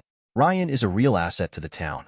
I try to fix him up with a local girl or two, but my mistake was not being able to find anybody who looks as lovely as you. We want to keep him here, so when you marry him, you have to agree to live here. Grace chimed in. He can cook, fix anything, and has a good income. Plus, he's nice to sweet old ladies. Heather gave it right back. Well, if he's been rejected by all of the young women around here, maybe I should be careful. They must know something I don't. Lily. Or more likely you recognize what you've got there. Bathes regularly, but a very disheveled dresser. He does need taking care of. Ladies, please, I just met Heather this afternoon. You'll scare her away. We didn't have sex that weekend, but the next weekend, we took the boat out, and we drilled like rabbits as both of us were ending a long dry spell. Physically, she was the opposite of my ex-wife. The ex was short, skinny, and blonde. Heather was almost as tall as me, nicely rounded body and jet black-haired. She was English, her father from Avery, England, and her mother from Madras, India. Best of all, we laughed at each other's jokes. Unfortunately, she was also the polar opposite of my ex-wife in not so good ways. Kathy was willing to try anything you ever read about or saw in a corn film, and willing to do it a lot. Heather liked sex, but she was pretty uptight. I was puzzled because she talked a good game, but was really limited in bed, and it wasn't getting any better. I had no trouble getting her to pleasure, but she thought BJ dirty talk, outdoor sex, and just about everything else was perverted or disrespectful to her personally. I was about to reluctantly toss her back into the dating pool, when I got an inspiration one cold wet day in the fall. We walking into Chesterton one Saturday, and I realized that she was the only woman in the town still wearing sandals. I wondered if she had a foot fetish. I got 2 drinks in her that evening at the restaurant and a glass of wine at the house, so she was pretty laid back.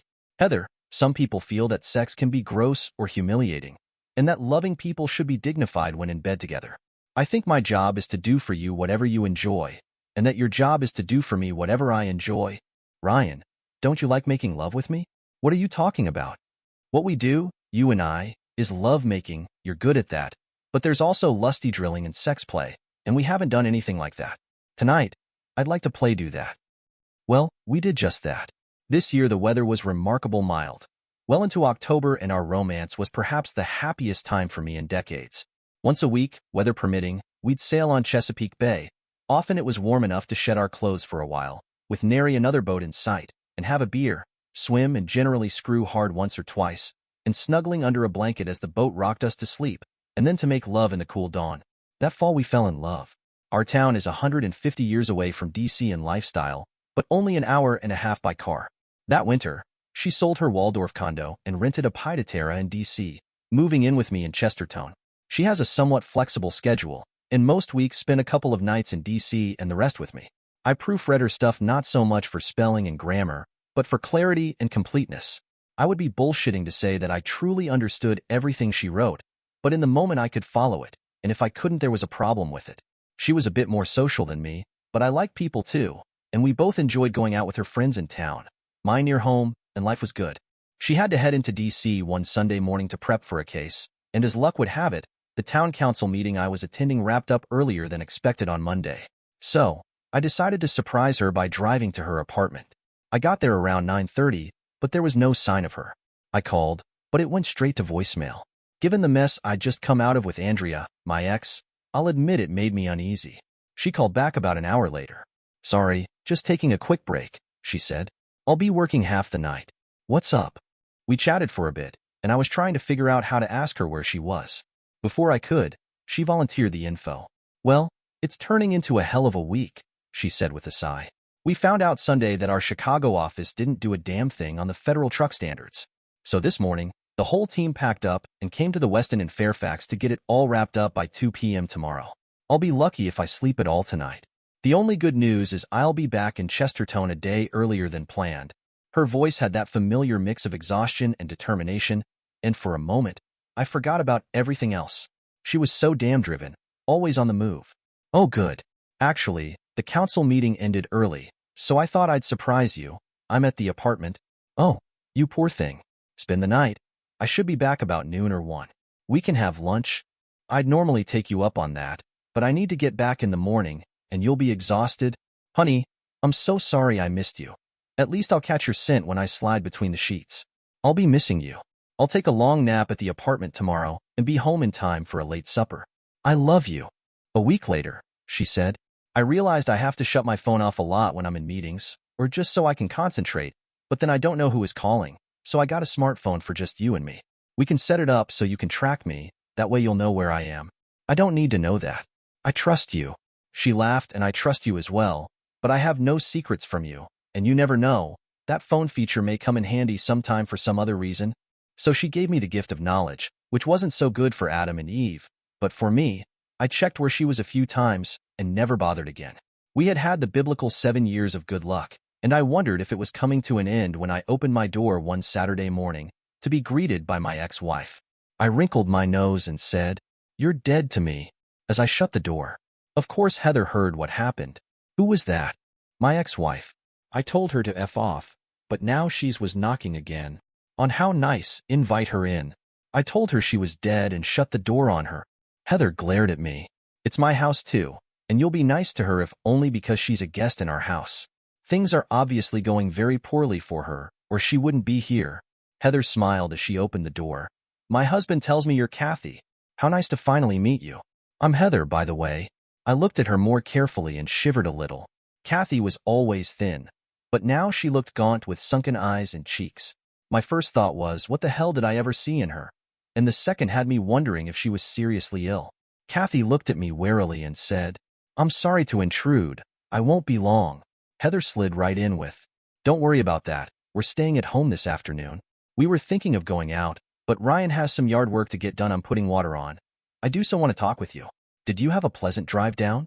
I took the hint and went outside. Call me when the coffees dripped, and left them to themselves. It must have been 20 minutes later Heather called. "Coffee's ready." I had put the last quart of oil in the mower and went in the house to clean my hands and pour a coffee. I sat with them as they finished their chatter. Peace came over me. I realized thankfully that I had no feelings for Kathy at all. No love, no hate, zero emotions of any consequence, and looking at the two of them, I could honestly say I was well rid of her. The coffee mugs were finally empty. "So after all these years, Kathy, I don't suppose this is a social call." "No, it isn't. You have 2 daughters. The youngest is 7 years old and needs a kidney transplant." Jesus, what a bombshell. "No. Of course I knew she and Caldwell had daughter, but mine? Can't be." "You don't say. That's too bad, but as you know I've never met this child. So why don't you go to Switzerland or wherever money can buy everything and fix her? That's got nothing to do with me. So for the second time, why are you here?" "My husband's shooting blanks and, handing me an envelope, I knew you would be doubtful. So I got the DNA reports. I didn't have a sample of your DNA, but all of your children have the same father. She's your flesh and blood. We're having trouble finding a kidney match, and she in total kidney failure. Ryan, she won't live all that long, and the doctors think you're likely a match. I'm not, or I wouldn't be here. I'm here to ask you to be checked for a match, and if so, to save her life by donating a kidney. I'll pay you anything you ask." Heather saw me starting to go orbital and put her hand on my arm, squeezed hard, and jumped in. "We need to discuss this. Why don't you email us the detailed information and we'll discuss it and get back to you. Every day she's suffering. Kathy, let me talk to Ryan. I'll call you the day after tomorrow. I promise." Heather stood up and rummaged in the desk for one of my business cards. As Kathy was leaving, I couldn't help saying sarcastically, It was nice to hear how the number of my ex-children is multiplying. Do let me know if any more pop out. Drive carefully on your way back to where you came from. I shut the door while Heather walked Kathy to the car talking earnestly. I reheated a cup of coffee, thinking the nerve of the witch to rub her money in my face, and went out to my shop. Heather called me couple hours later for supper. Well, there's what I'd call a troubled woman. Her child is dying, facing a slow death, and the only best hope is a big-time favor from a guy who hates her. And that weren't enough. Her marriage is shaky. That about sum it up? I don't hate her, I just despise her, and I don't despise her for dumping me, but rather for depriving me of my children, and depriving my children of me. She thinks she has it rough facing the loss of a kid. Okay, my kids aren't dead, but they might as well be because they aren't really a part of my life. You think the kid's really mine? I doubt she'd lie about that. I imagine you'll find out pretty quickly if they check you for a kidney match. Shit, I gotta read up on that. I really don't know nothing about kidney disease, transplants, or anything like that. You make her any promises? Just what you heard me say about calling her Tuesday. The child is stable, but not good. And Ryan, I'll support you, whatever comes. I got looking up on Wikipedia, the National Kidney Foundation website, and found that the kid eventually dies without a new kidney. There is a huge shortage of kidneys. The best outcome is if the donor is a close match to the recipient. The kid would probably get a transplant at some point, but it would be a miserable time for her until she got one, and she might still die of kidney failure. Sunday night, I poured Heather a glass of the good wine we save for company, not the usual plunk we have on the table. You realize I would love to kick that woman to the curb and throw her under a bus. She hasn't changed a bit. Had she not absolutely needed me, she never would have told me about my daughter. But I have to do this. You know that, don't you? This what? Throw her under the bus or donate a kidney. We both laughed. It broke the tension. Love, I wish the kid was okay. I wish your children were part of our lives, and I wish you got to keep both kidneys. But if I had a child, I know I'd do anything I needed to do to save her, and I know you feel the same way. So I understand why you need to give her your kidney. I saw that strength, that courage and loyalty in you before I married you. I was thinking, so, she handed us a way out, didn't she?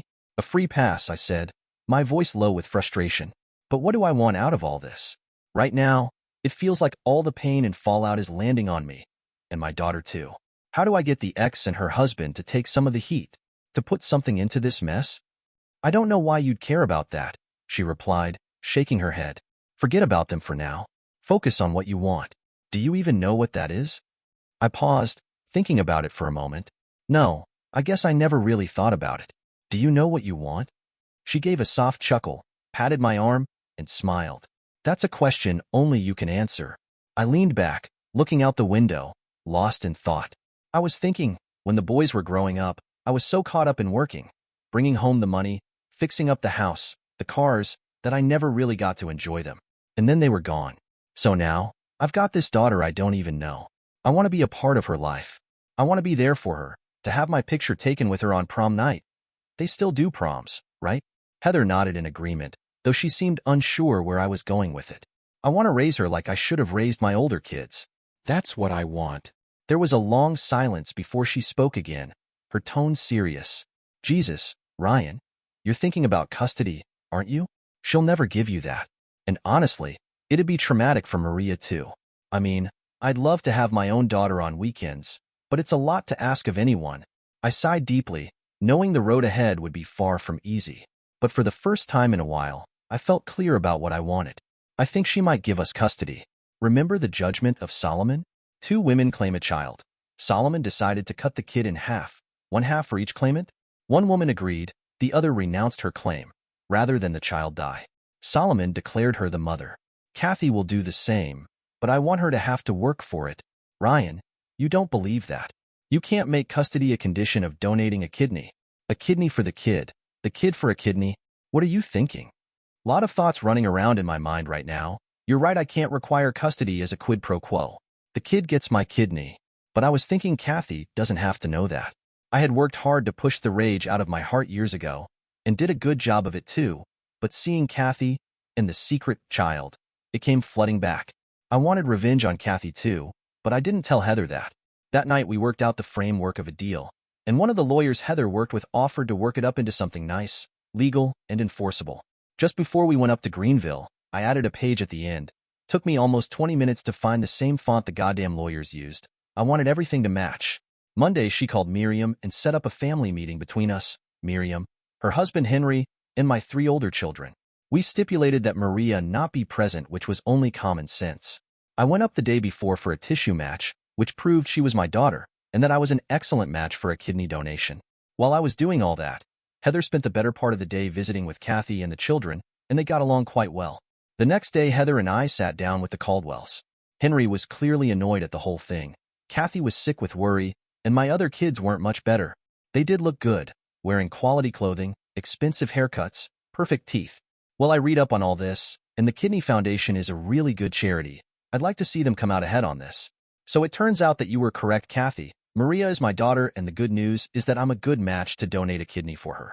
But what you are asking me to do is to undergo major surgery, pop out one of my kidneys, and give it to a stranger. But she's your child, said my ex-wife. No, she's the child of Henry and Kathy Caldwell. I waved towards them. You all left my life abruptly and for good. And none of you ever told me about Maria until you absolutely had to. I have every reason to expect you'll cloister Maria away from me as well, just as soon as you get your pound of flesh out of me. Plus, this is all on me. Not one of you will have shed a drop of blood, not a minute of pain. I mean, you folks don't have any skin in the game, do you? Sorry, but the continuation of my genes isn't that big a deal in my life. Kathy's face was contorted in anguish. There has to be a way. We'll do anything to save her. Anything you want. I paused a bit for dramatic effect. What will it take, you ask? Well, 2 things. For one, I want some time with my daughter. 72 days a year. 20% her time she'll live with Heather and I. Kathy, would you think that's fair? What's that? 2 weekends a month? Well, that'd be 48 days, so add a week or 2 in the summer, that's about 15% of the time. So, okay, I would get her 15% of the time and you 85% of the time. Okay, so you agree that would be fair. She looked at her husband, who shrugged and said, more than fair. I think so too. We agree on that. Now consider what I will be going through. Perfectly healthy, getting cut open and an organ removed to help someone else live. How many of you, in my place, would be willing to do what you are asking me to do? Raise your hand. The 3 women's hands shot up, my 2 sons a few seconds later, and hesitantly Henry's hand. So you'd all be willing to do what you want me to do? They looked at each other, nodding. Then we have the makings of a deal that will help the Kidney Foundation too. On one day, Kathy and I will donate kidneys, one to Maria and one to the transplant program, and when I come out of surgery, Henry goes in to donate a kidney to the foundation as well. When that happens, Maria gets my kidney, I get custody of Maria. What do we say? 15% of the time. That seems fair to us all. How's that sound? You two will be written up in the paper as heroes. Henry saw a distinction. You'll take credit for it all. What's credit to me? You can say it was your idea. You're all the more noble because your donation is going to strangers, not to kin. Everybody nodded. They were good with it, but Henry didn't look all that happy. I gave him a verbal poke. You okay with this, Jim? He quickly put on his public happy face mask. Sure, it's a good thing to do, and it helps lots of people. So why not? Kathy? They all smiled and nodded. Kathy gushed. Thank you, thank you, thank you, Ryan. You don't know what this means to me. You're wrong about that, Kathy. I do know what this means to you. In fact, more than you realize. But we all agree that Kathy, Henry, and I will donate a kidney. Nodding all around. Okay, so here's the contract for you all to sign. There is a penalty clause on the next to last page, which is my second condition, and Kathy and Henry have to initial it and date it. Henry got serious in a hurry. What the hell's this about a contract? We're all family here, that's not called for, and I for one won't sign. My replacement was grating on my nerves, the pompous prick. We're all a family here, Jimmy, only like the interlocking Olympic rings. Different families, my wife and are a family, and you, Kathy, and the children are a family, and the children, Kathy and myself, are a biological family. So the family bit is sort of muddled. The nice thing about contracts is everybody knows what they are agreeing to in advance. And the penalty clause. If for any reason either of you cannot or will not donate a kidney, Heather and I get custody of Maria. She takes my last name. And the custody figures, which we all agreed were fair, are reversed. We get her 85% of the time. You get her 15% of the time. Of course, we'll ease into this. But if one of your reneges, she'll be registered in the spring for school in Chesterton. Pandemonium. I had to raise my voice. People. If you all go through with the deal, you get what you all agreed was exactly what you all felt was fair. Only if one of you Welches, do I get custody of just one. Just one, mind you. Just one of my 4 children. Let's not be greedy here. Kathy spoke up. We'll take it. Maria lives. That is the big thing here. It's what we all want. It's win-win. She grabbed a pen and signed. Henry balked. So, Jeff, what happens if you don't go through with it? Kathy and I donate kidneys. You do nothing and Maria dies. I smiled. Good thinking, Jimmy. Of course, I come out of surgery before you go in, but there might be a problem of some sort.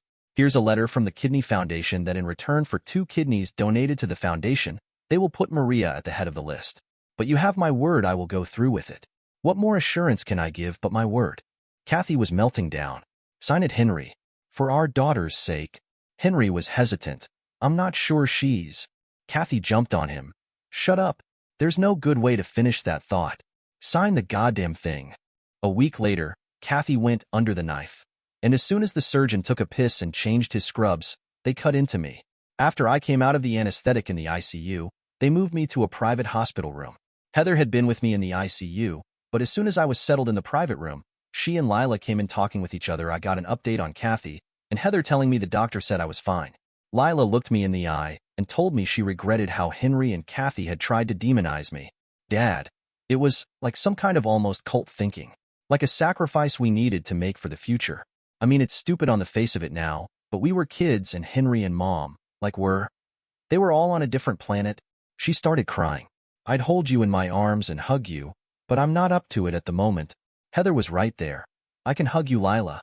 I forgive you and your dad as well. Come on. You were a kid then, and you did what you could. But in the future, Ryan and I want you to be an integral part of our life. My son Evan came in the door at that point. Good, you're awake. I'm going to donate a kidney too. I signed up for it while you were under. Henry bailed. By the way, he's postponed it into the indefinite future, but it'll never happen. Gee, Evan, I don't know, is that such a good idea? You've got your whole life ahead of you. I don't know. You don't have to, you know. The deal is done. Your kidney doesn't let him off of the hook. That had nothing to do with it. Maria gets to live with you guys. That's all to the good. I think Maria will be better off. I just gave my word. I said I'd do it. I mean, if my mother and my father could do it, and it is a good thing to do, you know? I've been watching Maria suffer, and as I understand it, they may be able to split my kidney and help 2 people. You had Jimmy figured out, didn't you, Dad? You knew he wouldn't go through with it, and he absolutely hates to be called Jimmy. We'd get grounded for 2 weeks calling him that. Heather was looking at me as it dawned on her how I engineered this thing. I figured he wouldn't give anybody a pound of flesh, but I didn't want to admit it. But better yet, he would be the goat for Kathy losing her daughter. I really don't know Jimbo at all, never laid eyes on him until a week ago. He does seem like a bit of a stuffed shirt. He's not one of us, is he, Dad? You tell me. He may be nothing to me, but I rather think he loves you too. That week began the rest of my life. At first, when we had Maria for the weekends, one of her brothers or her sister would bring her down, and often enough the 2 of them would stay the day, returning in late evening, and the wife or I would take her home Sunday. Pretty soon we had them, Maria and whoever drove her down for the whole weekend. When that all went well, we went a Thursday night to Sunday night. Often enough I had my friend's boat, so we sailed and fished and swam all summer. We took Maria and her sister on vacation seeing the sights of Washington, D.C., and then took the boys on the same tour. We extended the trips an extra day because we couldn't get the kids out of the Smithsonian. At the end of summer, Kathy came down with Maria. The 2 of us chatted. She was more relaxed and happier than I could ever remember. Heather gave us some time together. Ryan, you know Henry and I aren't getting along well, don't you? No, actually I didn't. Heather and I are going great though. Maybe you ought to chat with her. You guys must have done something right in years past. The kids turned out well. Henry hasn't really done much in the parenting department, you know? He was more of an older playmate than a father. Yeah, well, I guess it put a lot on you in the help. From the little I've seen of him, he's not one for sacrifice and hard work. Well, with enough money, you can sit around and fritter your time away, I guess. Did you intend to drive a wedge between us? Kathy, when you bailed on me, you didn't give 2 shits about me. And now I really didn't give a thought to you. First of all, like you, I wanted Maria to live a normal life, and secondly, I wanted my children back in my life. I am willing to share, but I resented greatly that you yourself would not. More than the divorce, I resented that. Well, that's all water under the bridge. I'm good with it now. So, what's your problem with him? By him reneging, I lost Maria, my baby, and now he's cheating on me too. I damn near choked, which morphed into a chuckle and the look on her face. I started hearty laughter. You worthless woman. You were happy enough when you were cheating on your husband and denying him his children, weren't you? You really expect sympathy from me? Turnabout is fair play. Well, believe me, I really do know how you feel, and agree no one should have to give up a child. Better line up a good divorce lawyer. You'll still be rich, or is there a prenup? She started to laugh too. Ryan, you can get me laughing. Yes, turnabout is justice, but justice doesn't feel good for my end. There is a prenup, but yes, I'll be rich. But not happy. That last bit is on you. Somewhere along the line you missed an essential fact of life. You have to find out what makes you happy, and then find someone who will enable you to do whatever it is that makes you happy. Only you can figure it out and make it happen. So what if Henry is not the man? Cut your losses and develop an exit strategy. Do what you did last time. Start looking, and when you find someone to be with you, someone to help you through the divorce, at least, dump your second husband and marry your third. You're well preserved. Skinny is still in fashion. You've got money. You play golf, tennis, and probably still great in bed. What are you lacking? Seriously, give Heather a call. Whatever she did when her husband left her worked for her. She can at least commensurate with you more than I can. I started laughing again. I couldn't help myself.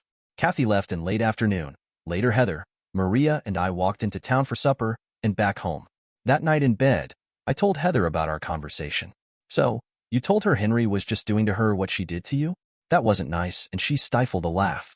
You think she was making a run at you? That's an old-time phrase, isn't it? Make a run at you. Don't be silly. She sees how happy I am, how much you and I love each other. Besides, I told her to talk with you, that whatever you did after your divorce worked out fine for you. She can rot in hell for all I care. I went on to tell her how much I love you. Heather and I had as grand a time that night as one could have and not wake Maria. Kathy eventually moved to Florida and invited all of us down for Thanksgiving one year. She had the dinner catered, and honestly, it was awful. Nothing like the home-cooked meals we used to have. After that, the kids started alternating between spending Christmas with her and New Year's with us. We also made it a point to all get together for a big 4th of July picnic in Chestertown. The kids kept in touch with Henry, and to be fair, he took care of them financially. As for me, I only saw Henry twice after that.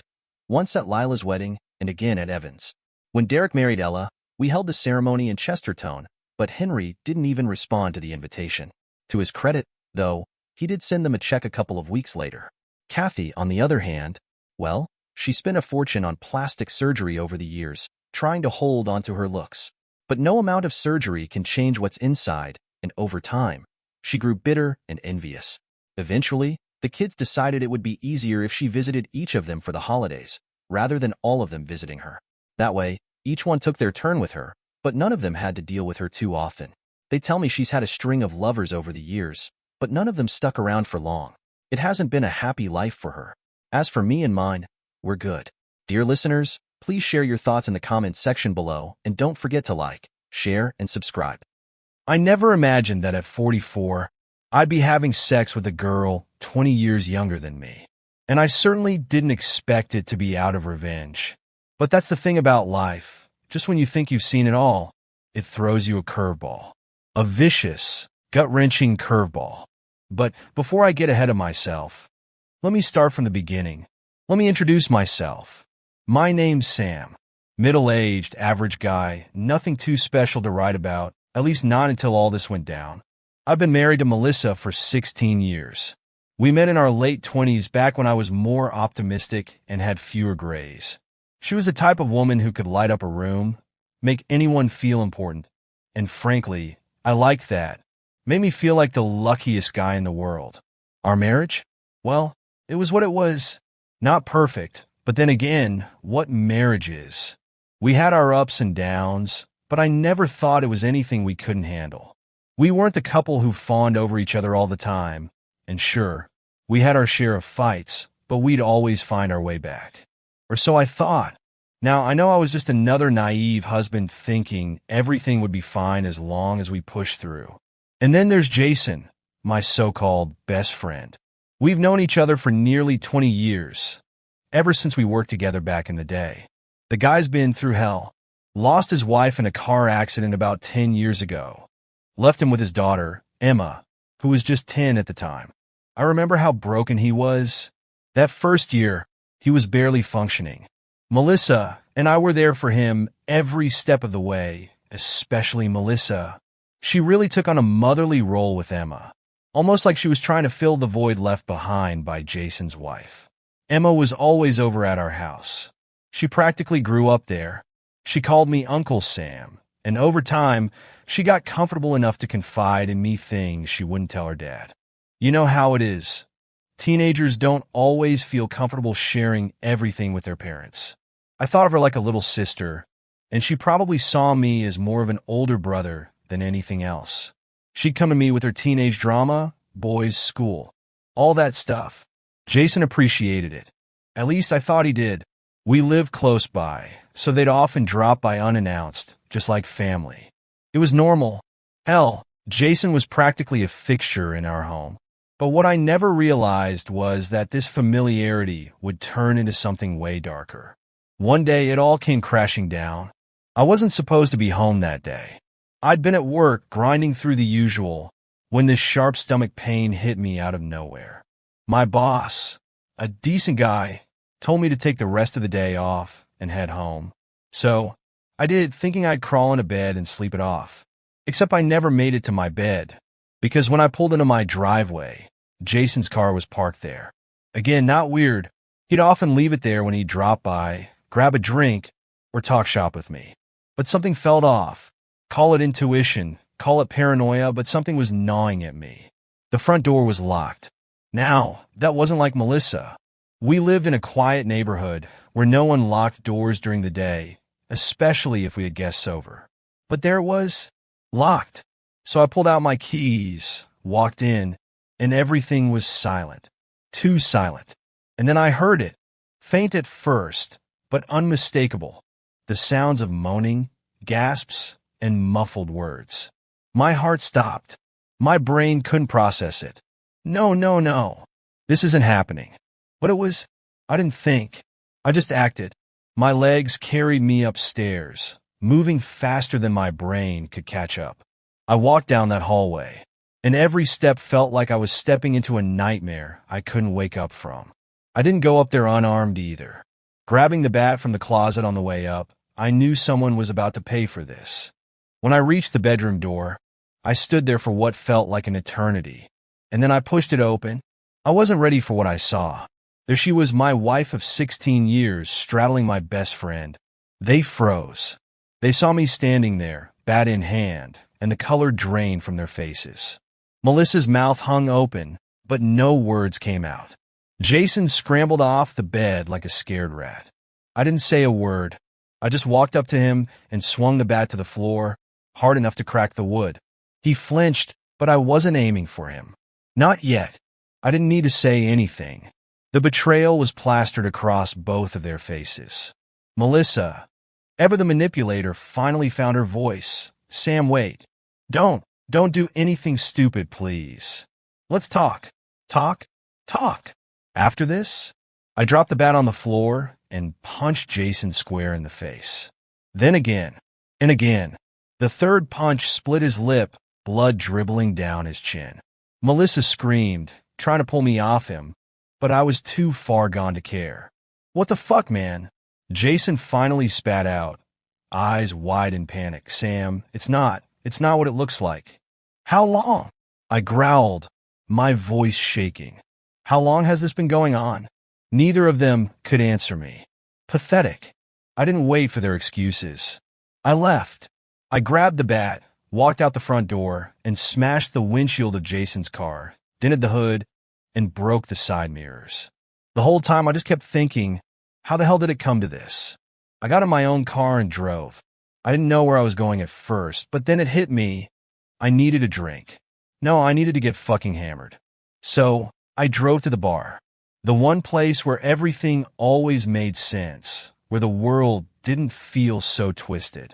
I walked into the bar, still gripping the bat in my hand, like it was my last line of defense against the chaos my life had turned into. The regulars were there, nursing their drinks, lost in their own problems. I didn't say a word as I sat down at the counter, but I could feel the weight of their eyes on me. It wasn't every day you saw a guy like me show up at noon, especially looking the way I did, like I'd just come back from war.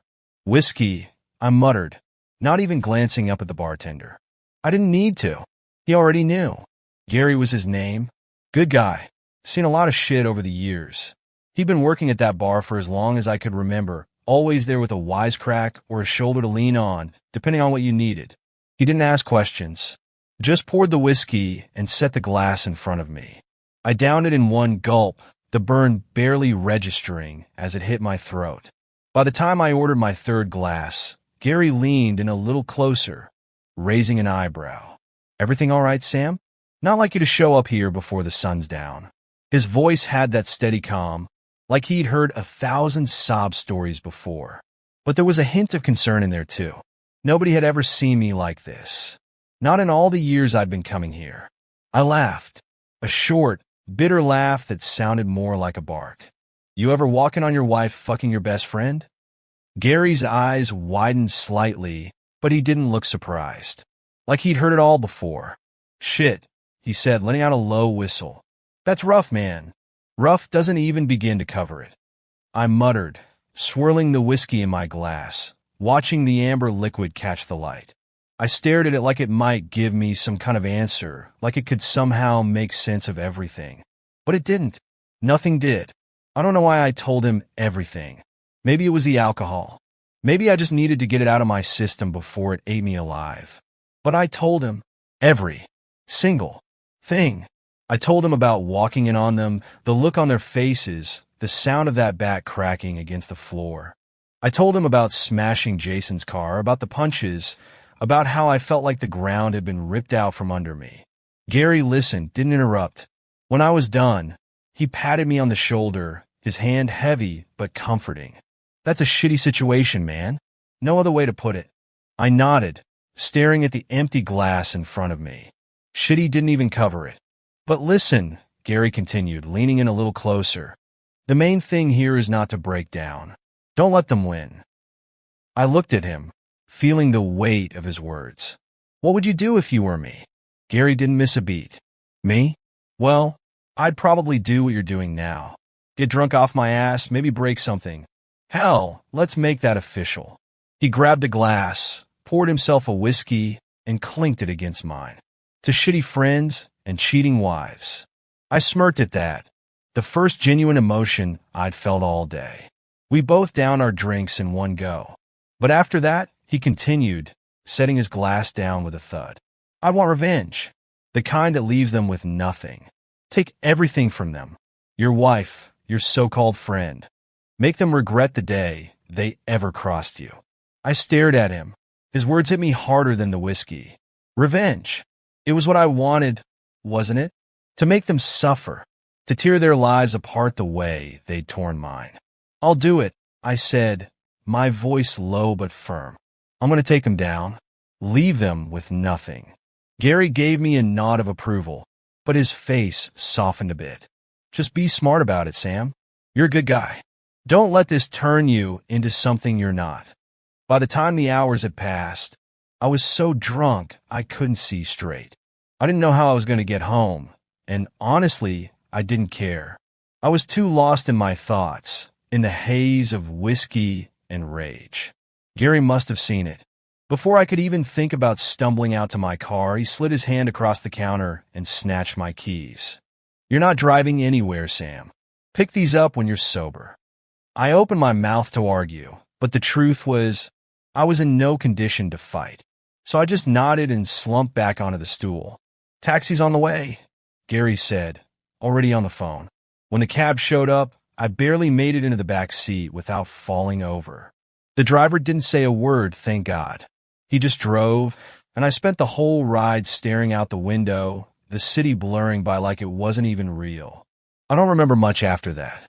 Just stumbling through the front door of my house, the place where it all started. It felt so empty, like a hollow shell of the life I used to have. I collapsed onto the couch, still fully dressed, and passed out. The next morning, I woke up with the worst hangover of my life. My head felt like it had been run over by a truck.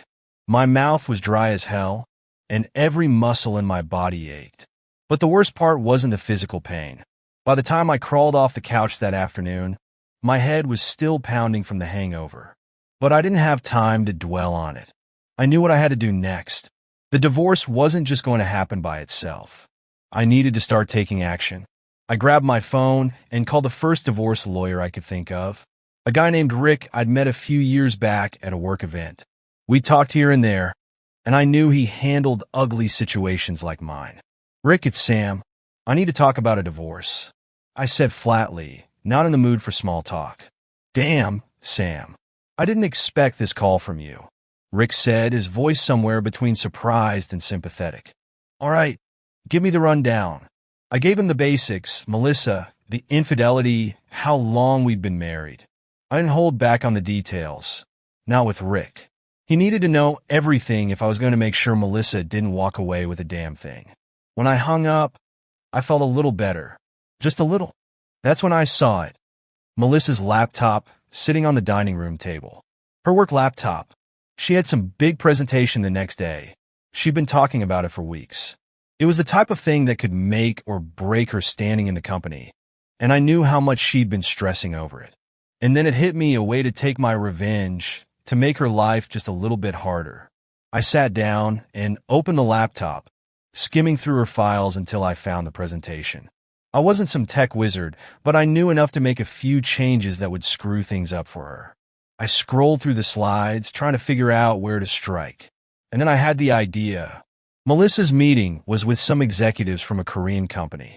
I did a quick Google search, found some offensive stuff that could rub them the wrong way. Subtle, but enough to cause awkwardness. I placed it smack in the middle of the presentation, hidden just enough that it wouldn't be caught until it was too late. I also threw in a few indecent images, strategically placing them toward the center of the slides. Not right at the start where she'd catch it during a quick skim, but far enough in that she'd be caught off guard in the middle of her big moment. I wasn't going to ruin just her marriage. I was going to mess with her whole life. My head was still throbbing, so I popped a couple of painkillers and lay down. By the evening, I felt better, just in time for Melissa to come home. She walked in like nothing had happened, probably thinking she could talk her way out of this mess like she always did.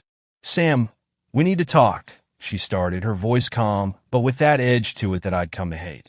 I didn't even look at her. "Go to hell, Melissa. We're getting a divorce." She didn't miss a beat.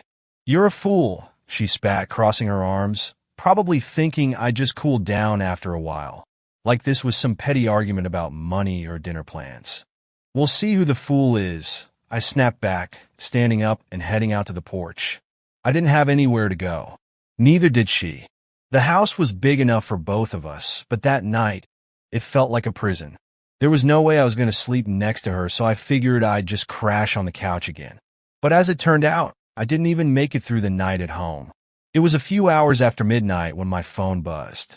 At first, I thought it was another spam call, but then I saw the name on the screen, Emma. Jason's daughter. I answered, my voice groggy. "Hello." At first, I couldn't make out what she was saying. Her words were slurred, jumbled. But after a minute, it became clear. She was drunk. Very drunk. She'd been at some party and couldn't get home. So she called me, of all people, to pick her up. She didn't want her dad to know, and I guess I was the only one she thought she could trust. So I got dressed, grabbed my keys, and headed out. When I arrived at the address she'd given me, Emma was leaning against a wall, barely able to stand. The smell of alcohol hit me from a mile away as she stumbled toward the car. I opened the door for her, and she practically fell into the passenger seat. "What the hell, Emma?" I said, more out of concern than anger. "This isn't like you." She waved me off, her head lolling against the seat. My boyfriend. He cheated on me," she mumbled, almost crying, but still with that strange smile on her face. Drunk, emotional, and confused. It was a mess. I couldn't help but feel a pang of sympathy. I knew exactly what that felt like. "You're not the only one who's been betrayed," I said, keeping my eyes on the road. She turned toward me, her drunken curiosity piqued. "Who else?" I sighed and told her, in short, about what had happened with Melissa and Jason. I didn't go into the ugly details, but it was enough for her to get the picture. "Oh, Uncle Sam," she whispered, leaning closer, her hand landing on my leg. "I'm so sorry." At first, I thought she was just being comforting, but her hand didn't stop there. It moved slowly up and down my leg, and I felt my whole body tense. "Emma, stop," I said, taking her hand and moving it away. But she didn't stop. She kept touching me, her drunken flirtation obvious now. "I want to make you feel better," she whispered, her hand wandering back to my thigh. I resisted. I really did. But the anger, the betrayal, the alcohol, it all came crashing together. I don't know when, but at some point I stopped caring. Maybe it was revenge. Maybe it was just the alcohol talking. But when she unzipped my fly and bent down, I didn't stop her. She was good. I wasn't thinking about Jason or Melissa anymore. Just the moment, the twisted satisfaction of knowing I was crossing a line I could never uncross. When she was done, she leaned back and smiled, her lipstick smeared, her makeup a mess. "There's a hotel nearby," she said, her voice low and suggestive. "You don't want to go home, and neither do I." I didn't argue. We went to the hotel and spent the rest of the night in bed, doing things I never thought I'd be capable of with Emma. I was 44, but that night, age didn't seem to matter. Somehow, I kept up. In the morning, she woke me up, grinning. "Let's take a picture," she said, grabbing my phone since hers was dead. I don't know why, but I let her. She posed with her makeup smeared across her face, and I snapped the picture, her lipstick still on my skin. Afterward, we fell back into bed, and by morning, when the hangover hit again, reality came crashing back down. I felt off, like I'd crossed a point of no return. I didn't regret it, but I knew things were only going to get messier from here. When we stepped out of the hotel into the sharp morning light, it felt surreal. The kind of morning where everything should feel normal, but the weight of what had just happened hung in the air like a storm cloud. Emma was the first to break the silence, lighting a cigarette and blowing out a long stream of smoke. Not a care in the world. "You know," she said casually, like she was talking about the weather, "you could show that picture to my dad." I stopped mid-step, staring at her. "What?" She took another drag, looking at me sideways with a grin that didn't match the seriousness of what she was saying. "I mean it. You could show him that picture of me. I don't give a fuck anymore." I shook my head, trying to understand what the hell she was getting at. "Why the hell would you want me to do that?" Emma shrugged, still grinning like this was some kind of game. "I've been wanting to get away from him for years. He won't let me go. Every time I even mention moving out or living my own life, he hits me with the whole, 'you won't survive without me' bullshit. I'm sick of it, Sam. Maybe if he sees the picture, he'll finally get it. Maybe he'll let me live my life." I just stared at her, the gravity of her words sinking in. This wasn't some spoiled, rebellious thing. This was years of being under Jason's thumb, feeling trapped, suffocated by her own father. And she was willing to use me, use what we'd done, to blow her life apart if it meant she could finally escape. "I'm not going to do that," I said, but the truth was, the thought had already crossed my mind. It was just one more way to stick it to Jason, one more way to tear everything apart. "Suit yourself," she said, flicking the cigarette but into the gutter. She didn't seem to care either way, like the consequences didn't even matter anymore. "But if you change your mind, you know where to find me." I dropped her off at her house, and we didn't say much more. The whole drive back, her words echoed in my head. I couldn't stop thinking about the photo. The image of her makeup smeared across her face, her lipstick still staining my skin. It was like a ticking time bomb, waiting to blow everything apart. And part of me wanted that explosion. I wanted to burn every bridge, leave nothing but ashes in my wake. When I got home, I felt the tension in the air before I even walked in.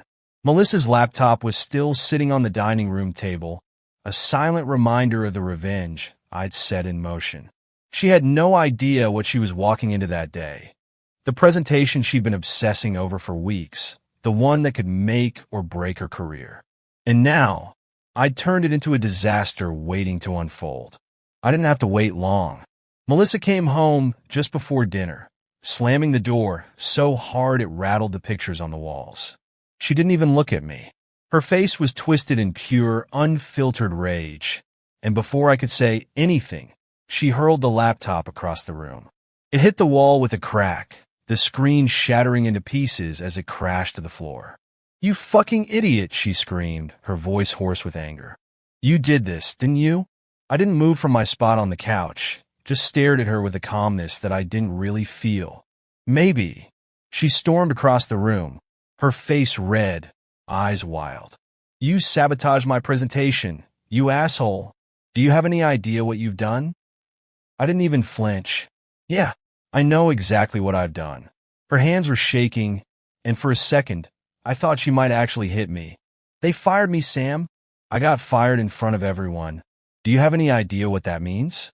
No company is going to touch me now. I'm finished." I raised an eyebrow. "Good." Her scream was a mix of rage and desperation, and she grabbed the back of a chair, throwing it to the side. "You ruined me. You've ruined everything. And for what? To get back at me? Well, fuck you, Sam, because guess what? I've been fucking Jason for years. We didn't even wait after his wife's funeral. You were too stupid to see it." That hit me like a punch to the gut. I had expected betrayal. But the timeline? The fact that they started right after his wife's funeral? It felt like a whole new level of cruelty. My stomach twisted, ball rising in my throat. How the hell had I been so blind, so stupid for so long? They had been screwing each other while I was grieving with him, supporting him through his loss, and all the while they were betraying me behind my back. I stood up, fists clenched at my sides. "Go to hell, Melissa." She stormed off, slamming the door to the bedroom. And just like that, she was gone from my life, at least for the moment. But I wasn't done, not by a long shot. I sat back down, my mind still buzzing from everything that had happened. And that's when I picked up my phone. I scrolled through my messages until I found Jason's name. My finger hovered over the photo of Emma for just a second before I hit send. The image, her disheveled makeup, the look on her face, was now on its way to him. The final nail in the coffin. I didn't care what came next. I just wanted him to feel the pain, the betrayal, the chaos that had consumed my life. 15 minutes later, Jason's car screeched to a halt outside my house. He didn't even bother knocking. The door flew open, and he stormed in like a man possessed, his face twisted with anger, his fists clenched at his sides. "What the fuck is this, Sam?" he yelled, holding up his phone, the image of his daughter staring back at me. I didn't even stand up. "What the fuck do you think it is?" And that's when he lunged. His fist connected with my jaw, and I staggered back, but I swung right back at him. We crashed into the coffee table, shoving each other, punching, grabbing anything we could to do damage. It wasn't like in the movies. This was raw primal. Two men, broken by betrayal, trying to hurt each other in the only way we knew how. At some point, we ended up on the floor, exhausted, bloodied, and bruised. We lay there, panting, staring up at the ceiling like two battered dogs who just fought to a stalemate. Neither of us said a word. What was there to say? We'd both fucked up our lives in different ways, and now we were just lying in the ruins. That's when I heard the sirens. 10 minutes later, the cops broke down the door. One of the neighbors must have seen us through the window, throwing punches, and called them in. They separated us, dragging us to our feet and out to the patrol cars. I spent a few hours at the station, mostly sitting in silence. Neither of us pressed charges. We were too tired, too worn out to keep fighting. Eventually, they let us go with nothing more than a warning. When I got home that night, something strange settled over me. For the first time in a long time, I felt lighter. Not better, exactly, but there was something about finally letting go of all the pent-up anger and pain that had been eating me alive. I didn't care about Melissa, Jason, or Emma anymore. They could all go to hell for all I cared. In the end, maybe I was the one who burned everything down. But after everything that had happened, I was okay with that. Sometimes, the only way to survive is to burn everything and walk away from the ashes. Melissa and I broke up faster than I expected. After all the chaos, there wasn't much left to salvage. There was no point in dragging it out. No love, no trust, just a hollow feeling where our marriage used to be. It was like watching a building burn to the ground and realizing, halfway through the fire, that there wasn't anything worth saving. We signed the papers, divided the assets, and went our separate ways. A few months passed, and we sold the house. That place used to be everything. Our home, the space where we planned our future, argued over stupid things, and even had some good memories once upon a time. But after everything that had happened, it felt more like a tomb. The walls still echoed with the arguments, the betrayal, and that final, ugly collapse. I was relieved when it sold. It meant I could finally close that chapter and move on. We both moved to different places. I found a small apartment on the other side of town, nothing fancy, but it was mine. It felt like a fresh start, something I could control. I didn't care where Melissa went. As long as it was far away, that was enough for me. I knew there was no chance of running into her at the grocery store or at any of the places we used to frequent. We both needed distance, and now we had it. Emma, though she surprised me, after we both went our separate ways, she really took charge of her life. She moved out of her dad's house, found a good job in another city, and started building her own life. I was proud of her in a strange way. We still talk sometimes, just casual conversations, nothing heavy. She checks in on me every once in a while, and I do the same. It's weird, though. We haven't seen each other in person since that night at the hotel, and I think we both know it's for the best. I never wanted to keep that going. Whatever happened between us was a one-time thing, fueled by anger and alcohol. We both needed an escape that night, but I wasn't looking to make it anything more. Some things are better left in the past. Melissa, on the other hand, didn't land on her feet quite as gracefully. The fallout from her botched presentation spread quickly. Word got around fast in her industry, and no one wanted to take a chance on her after that. Getting fired was one thing, but the rumors, the stories about what happened in that boardroom, it left her blacklisted. She tried finding work, but nothing stuck. I heard she bounced around a bit, but no company would touch her. No one wants to hire someone who humiliated themselves in front of a room full of executives. What really got to me was hearing about her and Jason. Yeah, after everything blew up, they tried to make it work. Maybe they thought that since they'd already destroyed their marriages, they had nothing left to lose. But the thing about a relationship built on lies is that it can't last. The spark they had while sneaking around behind my back burned out pretty quick when they had to face each other in the daylight. From what I heard, things went downhill fast. They both started drinking a lot. It became a nightly ritual, just the two of them in a toxic cycle of booze and bitterness. I guess they thought alcohol could help them forget, but it only made things worse. When you start drinking to drown out your problems, the only thing you end up drowning is yourself. It didn't take long for their relationship to implode. I heard from a mutual acquaintance that it all came to a head one night. They got into a nasty fight, worse than usual. Jason hit her, bad enough that she had to go to the hospital, and he ended up in jail. I don't know if she pressed charges, but he did time for it. I never asked for the details. Didn't care enough to find out. They got what was coming to them, one way or another. As for me, life started to look up. It wasn't a straight shot to happiness, but slowly, things began to get better. I've always been the type to think I could handle things on my own, that I didn't need help. But after everything that happened, I realized I couldn't carry all that weight by myself. The anger, the betrayal, the guilt, it was like a poison inside me, eating away at who I was.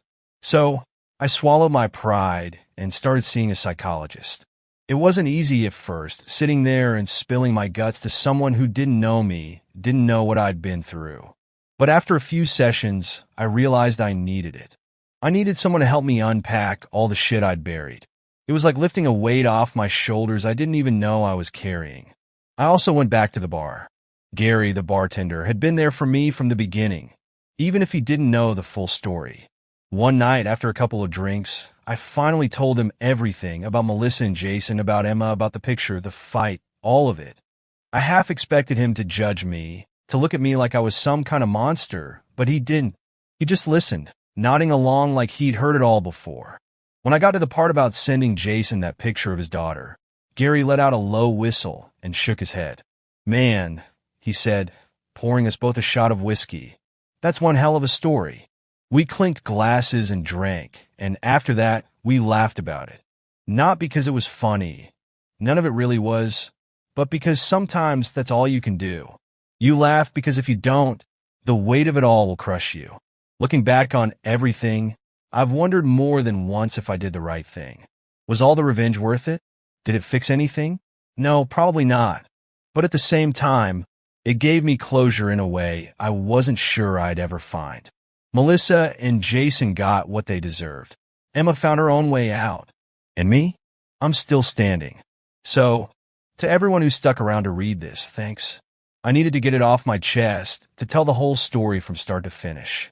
Life's messy, unpredictable, and sometimes cruel. But you deal with it, you move forward, and if you're lucky, you learn something from it. Did I do the right thing? I don't know. Maybe. Maybe not. But in the end, I'm still here, and I'm still moving forward. That's got to count for something, right?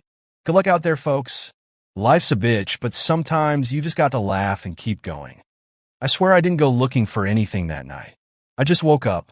No reason, just one of those random wake-ups in the middle of the night. The bedroom was dark except for the soft glow of her phone screen on the nightstand.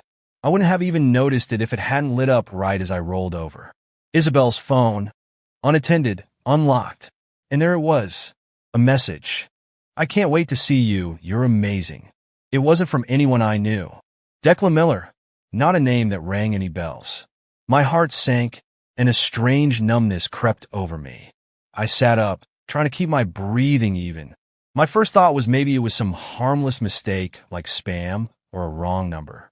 But the way my gut twisted told me otherwise. I should have put the phone down right then and there. But I couldn't. I tapped the message, and everything spilled out in front of me. Weeks of chat logs. Flirty messages, intimate pictures exchanged late at night. "Had such a good time last Thursday," one message read. That was the night Isabel told me she was working late. Another message referred to that beach trip. I remembered it perfectly. It was our daughter Lydia's 8th birthday weekend. I sat on the edge of the bed, scrolling deeper, my hands cold and clammy. She had spent that whole weekend acting normal. No, better than normal. I remembered her holding Lydia's hand as they walked along the shoreline, laughing at my terrible attempts at kite flying. She even pulled me in for a photo that day, planting a kiss on my cheek. But here, in these messages, she was talking about that same weekend as if it had been some secret getaway with him. It felt like the ground had shifted beneath me. My wife wasn't just texting some guy. She was sleeping with him. I could hear her slow, steady breathing next to me, completely unaware that I was unraveling right there in the dark. Every instinct screamed at me to wake her up, shove the phone in her face, demand answers. But I didn't.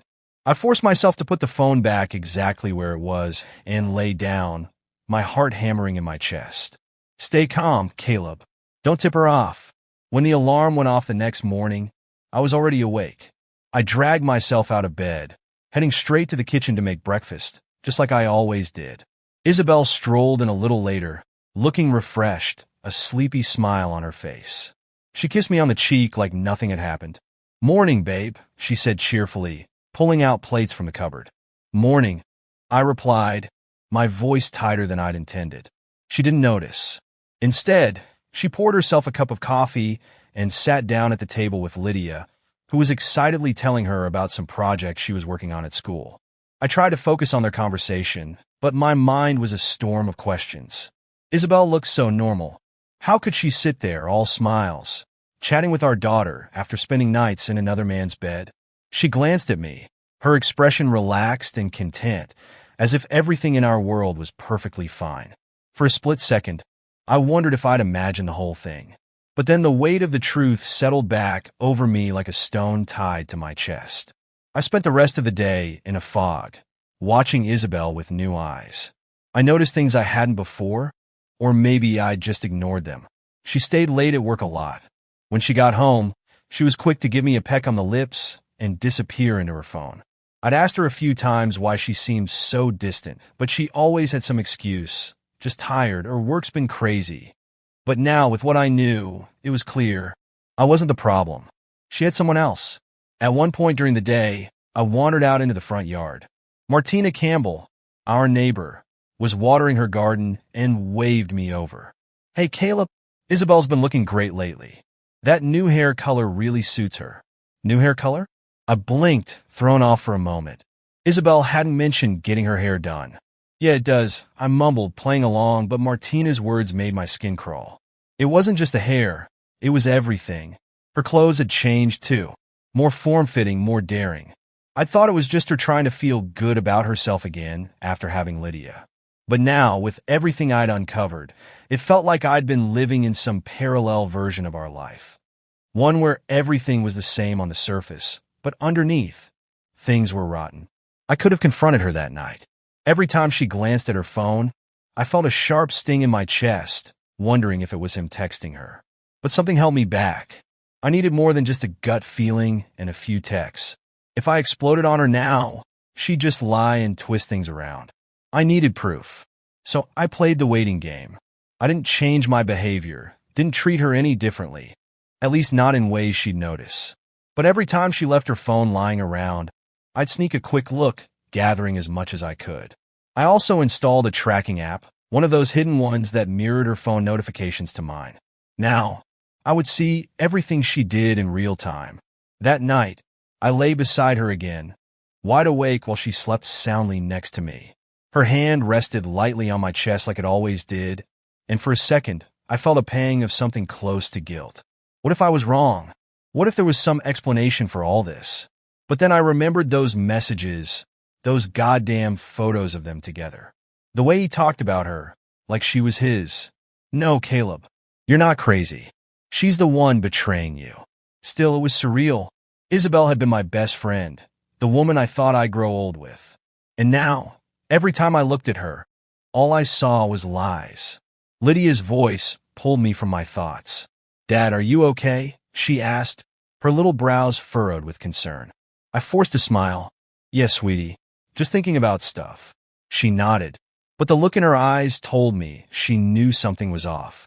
And so the first cracks began to form, not just in my marriage, but in my whole life. I didn't confront her right away. Part of me wanted to throw the phone in her face, scream at her, and demand answers. But I knew how these things went. If I acted on impulse, she'd lie, twist things around, turn it back on me. No, I needed to be smart about this. I needed proof. So I waited. I played dumb. I kept my routine exactly the same. The night after I found the messages, I installed a hidden app on her phone. It was one of those discreet ones that mirrored all her texts and notifications to mine. Every time her phone buzzed, I got a notification too. It made me sick to my stomach, knowing that her next message could be from him. But I needed to see everything. I also checked our shared photo album and the GPS history on her phone, digging through every detail I could find. The pattern became obvious pretty quickly. Isabel had a habit of visiting Riverside, a neighborhood across town. There was no reason for her to be there. None that she'd ever mentioned anyway. I could only guess that's where Declan lived. Every time she was working late or out with friends, she ended up there. It was like living in someone else's nightmare. I'd sit at work, phone in hand, watching notifications roll in, pretending like everything was fine while my wife was out there with him. One time, when I saw she'd arrived in Riverside again, I clenched my phone so hard I thought it might shatter. The worst part wasn't the messages or the photos. It was how comfortable they were with each other. They talked about inside jokes, shared little stories from their days, things that she used to share with me. The emotional connection stung almost worse than the physical betrayal. Then came the night she said she was going to yoga with one of her friends. Isabel rarely went to yoga, and when she did, it was always on weekends. My gut told me something was off. "Yoga class tonight?" I asked casually, leaning against the kitchen counter as she packed her gym bag. "Yeah," she said without missing a beat. "It's been a while. Emma keeps bugging me to come with her." I gave her a nod and forced a smile. "Have fun." As soon as she left, I grabbed my keys and followed her. I stayed far enough behind that she wouldn't notice, if she even cared enough to look. Sure enough, she didn't go to any yoga studio. I followed her all the way to a small cafe tucked into the corner of Riverside. And there he was, Declan. She spotted him the moment she walked in, her whole face lighting up in a way I hadn't seen in months. She slid into the booth across from him, and the two of them leaned in close, their legs brushing under the table. They were laughing, touching hands, acting like giddy teenagers sneaking out of class. She looked happy. I sat in my car, gripping the steering wheel so hard my knuckles turned white. Watching them like that, it felt like someone had reached into my chest and crushed my heart. Seeing her with him, so at ease, so free, was worse than anything I could have imagined. I wanted to storm in, flip the table, and confront them both right there. But I didn't. I just sat there, paralyzed, watching them flirt and touch like it was the most natural thing in the world. When she finally left the cafe, she had a glow about her. The same glow she used to have when we first started dating. But now it wasn't for me. It was for him. That night, I lay beside her again, wide awake while she slept like nothing had happened. Her breathing was soft and steady, and her hand brushed against mine under the blanket. I stared at the ceiling, wondering if I'd ever be able to forgive her. Could I really move past this? Could I ever look at her the same way again? I didn't have an answer. Over the next few days, Isabel started picking up on my mood. I could see her eyes lingering on me longer, watching for any sign that something was off. I did my best to act normal, but it wasn't easy. I kept getting lost in my own thoughts, replaying every moment of our relationship in my head, trying to figure out where things had gone wrong. I spent more time at work, throwing myself into projects that didn't even matter. When I was home, I'd stay late in the garage, tinkering with tools I hadn't touched in years. "Everything okay, Caleb?" she asked one evening as I stood at the sink, scrubbing a dish that was already clean. "Yeah, just tired," I mumbled. Her eyes narrowed, but she didn't push. "Not yet." Lydia was the only one brave enough to call me out on it. One night, as I tucked her in a bed, she looked up at me with those big, innocent eyes of hers. "Dad, why are you sad?" she asked, her little voice full of concern. I felt my throat tighten. "I'm not sad, sweetheart," I lied, brushing a hand over her hair. "Just thinking about grown-up stuff." She didn't look convinced, but she snuggled deeper into her blankets and let it go. Isabel, on the other hand, was getting suspicious. I could see the gears turning in her head, trying to figure out what was going on with me. She started asking more questions, trying to engage me in conversations that felt forced. She'd sit next to me on the couch, curling into my side, asking about my day like she gave a damn. It was like she was trying to feel me out, figure out if I knew anything. But I wouldn't give her that satisfaction. Instead, I distanced myself even further. I kept my answers short and vague, just enough to keep her from digging too deep. The less I said, the more uncomfortable she got. She knew something was up, but she couldn't quite put her finger on it. And that was exactly what I wanted. The dynamic in our house shifted. Where once there had been laughter and easy conversations, there was now tension, thick and suffocating. Every interaction felt like a test, a game of chess where we both tried to outmaneuver each other without saying what we really meant. I spent more nights in the garage pretending to work on meaningless projects. Sometimes I'd just sit there, staring at the tools scattered across the workbench, thinking about how my life had turned into this mess. I used to love being home, love spending time with my family. Now it felt like a battleground, and every moment with Isabel was another reminder of how everything I thought we had was a lie. And yet, I still wasn't ready to confront her. Not yet. I needed more. I needed her to feel just as vulnerable as I did, to wonder what I knew and when I might finally explode. The waiting game was brutal, but it was the only way I could stay in control. She thought she had the upper hand, thought I was clueless. But the truth was, I was watching her every move, tracking her every step. And when the time came, I'd be ready. Exposing Isabel's affair wouldn't be enough. I could see that clearly now. I could catch her red-handed, throw every bit of evidence in her face, and watch her squirm. But what would that change? She'd be embarrassed, sure, but she wouldn't feel what I felt. She wouldn't know what it's like to be gutted from the inside out, watching the person you love turn their affection towards someone else. No, that wasn't enough. I needed her to feel everything I was feeling. I didn't plan on meeting Savannah Marlowe. It just happened. The bar was close to my office, and one night after a particularly shitty day, I stopped in, hoping a drink might dull some of the noise in my head. Savannah was working the bar, wiping down glasses with an easy smile that lit up her whole face. She looked young, mid-20s maybe, with dark hair pulled into a loose ponytail and tattoos peeking out from under her sleeves. "What'll it be?" she asked, glancing at me with a curious grin, like she knew I didn't belong there. "Bourbon," I muttered, sliding onto a stool. She poured my drink and set it down with a little more grace than I'd expected. "Rough day?" I just nodded. I wasn't in the mood to talk, but Savannah had a way of pulling words out of me without even trying. She didn't pry. She just talked about her day, the weird customers she'd dealt with, and how she was saving up to travel the country in a beat-up and she was fixing up with her brother. I found myself opening up, telling her little bits about my life, how work had been dragging, how things at home weren't great. I didn't mention Isabel. Not yet. I didn't need to. Savannah had this easy way about her that made it feel like none of that mattered in the moment. I went back to the bar the next night, and the night after that. Before long, stopping by for a drink became part of my routine.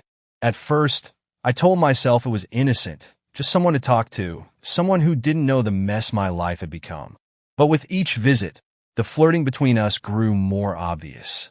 Savannah would lean in closer when she spoke, her hand brushing mine as she passed me my drink.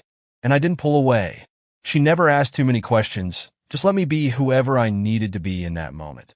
When she laughed, it felt real, like she wasn't holding back for anyone. Being around her was a relief, like I could step out of my own skin for a little while and just breathe. One night, after a few drinks, she leaned on the bar, her eyes locking onto mine. "You know, I don't see guys like you in here very often." "Guys like me?" I asked, raising an eyebrow. "You look like you've got your shit together," she said with a smirk. "But there's something else. Something heavy." I just shrugged, swirling the bourbon in my glass. "Life, I guess." She didn't press, just smiled that easy smile of hers. "Well, here's to life." She clinked her glass against mine, and for a moment, the weight on my chest didn't feel quite as heavy. I wasn't stupid. I knew what I was doing. I wasn't just hanging out at the bar for the atmosphere. I wanted Isabel to find out. I wanted her to wonder what I was up to when I wasn't home, to feel that same creeping suspicion I'd lived with for months. It didn't take long for the rumors to start spreading. I started dropping hints to mutual friends, nothing obvious, just little comments here and there. "I've been spending time with someone new," I'd say casually, knowing the gossip would spread like wildfire. I didn't care who knew. In fact, the more people who knew, the better. One evening, I ran into Martina Campbell at the bar. She nearly dropped her drink when she saw me sitting there, chatting with Savannah like we were old friends. "Caleb," she asked, eyes wide with disbelief. "What are you doing here?" "Having a drink," I replied with a shrug, as if it were the most normal thing in the world. Martina looked from me to Savannah and back again, her expression a mix of confusion and concern. "Does Isabel know you're here?" I gave her a smile, the kind that wasn't really a smile at all. "Why? You gonna tell her?" Martina blinked, clearly thrown off by my tone. This isn't like you, Caleb. People change," I said flatly, raising my glass to my lips. Martina huffed, crossing her arms. "She's your wife, Caleb." "Yeah, well, I'm sure Isabel's doing just fine without me," I said, my voice laced with bitterness. Martina stared at me for a moment, her expression shifting from shock to something more like pity. "I'm going to talk to her," she said finally, as if she thought she could fix whatever was happening between us. "Go ahead," I muttered, not bothering to stop her. "Let her talk. Let Isabel know exactly where I was, who I was with." Savannah raised an eyebrow as Martina stormed out of the bar, shaking her head. "Friend of yours?" "Something like that," I said, finishing my drink. Savannah didn't ask any more questions. She just smiled, and we went back to talking about nothing and everything like we always did. That night, as I drove home, a strange kind of satisfaction settled over me. It wasn't just about getting back at Isabel. It was about reclaiming a part of myself that I'd lost somewhere along the way. I didn't know where this thing with Savannah was going, and honestly, I didn't care. All I knew was that for the first time in a long time, I felt like I had some control. I wanted Isabel to feel the same gut-wrenching uncertainty I'd felt. I wanted her to wonder if I was thinking about someone else when I kissed her goodnight. And if Martina's reaction was anything to go by, I was well on my way to making that happen. The game had only just begun. And for the first time in months, I wasn't playing defense anymore. It happened sooner than I expected. One night, while I was at the bar with Savannah, enjoying the rare sensation of lightness, Isabel stormed in. I didn't see her coming. 1 second, Savannah and I were laughing over some silly joke, and the next, I heard Isabel's voice cut through the low hum of the bar like a blade. "So this is where you've been hiding." I looked up, and there she was, Isabel, standing in the entrance, scanning the room until her eyes locked on mine. Her face twisted in rage, lips pressed into a tight line. She marched toward us like a woman possessed, fury radiating off her. Every head in the bar turned as she approached. "Who the fuck is she?" Isabel demanded, pointing at Savannah with a wild look in her eyes. Her voice was loud, sharp, and bitter, impossible to ignore. Savannah froze, visibly uncomfortable, her carefree demeanor evaporating in an instant. She shot me a glance, clearly wondering what kind of mess she had just walked into. "Isabel, don't do this here," I said, keeping my voice even, though my heart was pounding in my chest. She wasn't having any of it. She stepped closer, glaring at Savannah. "You think this is funny? Flirting with a married man? You think that's cute?" Savannah raised her hands defensively and stood up. "I didn't know." "Bullshit," Isabel snapped, cutting her off. "Don't act like some innocent bystander." "Isabel," I warned, "back off." Isabel ignored me. She turned to the growing crowd of onlookers, her voice growing louder. "This asshole's been sneaking around behind my back, cheating on me with this tramp." I leaned back in my seat, arms crossed, forcing myself to stay calm. This was what she wanted, to make me react, to make me feel like I was the one at fault. "How does it feel?" I asked, keeping my eyes locked on hers. "How does it feel to be betrayed?" She faltered for a moment, taken off guard. For a second, I saw it, the guilt, the fear, before the mask slipped back into place. "You ruined this family, Caleb," she hissed, her voice low but venomous. I stood slowly, making sure to keep my movements deliberate. "No, Isabel," I said calmly. "You ruined it the moment you started fucking Declan." The bar went dead silent. Martina, who had been sitting at the other end of the bar, stared at us, wide-eyed. She looked like she was watching a slow-motion car crash and couldn't tear her eyes away. Isabel's face paled for just a second, but then she snarled, "That's different. He was just a distraction." Savannah, embarrassed and clearly wanting no part in this disaster, muttered, "I think I should go." She grabbed her things and slipped away, leaving me and Isabel standing in the center of the room, surrounded by people who were now witnessing the complete unraveling of our marriage. Isabel turned back to me, eyes wild. "You're a coward, Caleb. You sneak around and flirt with some bar girl to make yourself feel better? That's fucking pathetic." I smiled bitterly, not rising to her bait. "Is it? Or is it just karma?" When we got home, the argument exploded into full force. Isabel slammed the door behind her and spun around to face me. "You really think flirting with some bartender makes you a man?" she spat, her voice dripping with contempt. "You think this is how you solve our problems?" "No, Isabel," I said quietly. "But it sure as hell feels good to watch you squirm." She glared at me, her chest heaving. "Declan didn't mean anything. I was lonely, Caleb. You were never there for me." "Don't give me that crap," I shot back. "You chose to cheat. Don't try to twist it into something it's not." Her eyes filled with tears, but I didn't feel sorry for her. I pulled out my phone, scrolled to the folder where I'd saved everything, and held it up. "You want to explain these? The photos? The messages? Or maybe the GPS pings showing every time you went to Riverside?" Her face crumbled as she realized there was no way out. She wasn't in control anymore. Her excuses, her lies, they all fell apart in an instant. "It was just a distraction," she whispered, her voice cracking. "Well, congrats," I said, my voice cold. "You distracted yourself out of a marriage." She sobbed, clinging to whatever shred of dignity she had left. "Kayla, please. I didn't mean for it to go this far. We can fix this. We can try again." But I was done. Whatever love I had for her had been eaten away by months of lies and betrayal. Martina showed up at the house the next day, hoping to mediate or talk some sense into me. She sat me down at the kitchen table, her expression full of concern. "I know you're hurt, Caleb. But maybe there's still something worth saving. For Lydia's sake, if nothing else. I shook my head. I can't live like this, Martina. I can't wake up every day wondering if she's lying to me again. I won't do it. People make mistakes, Martina said softly. Isabel, she's just human. She made her choice, I replied, my voice firm. And I'm making mine. Martina sighed, realizing there was nothing more to say.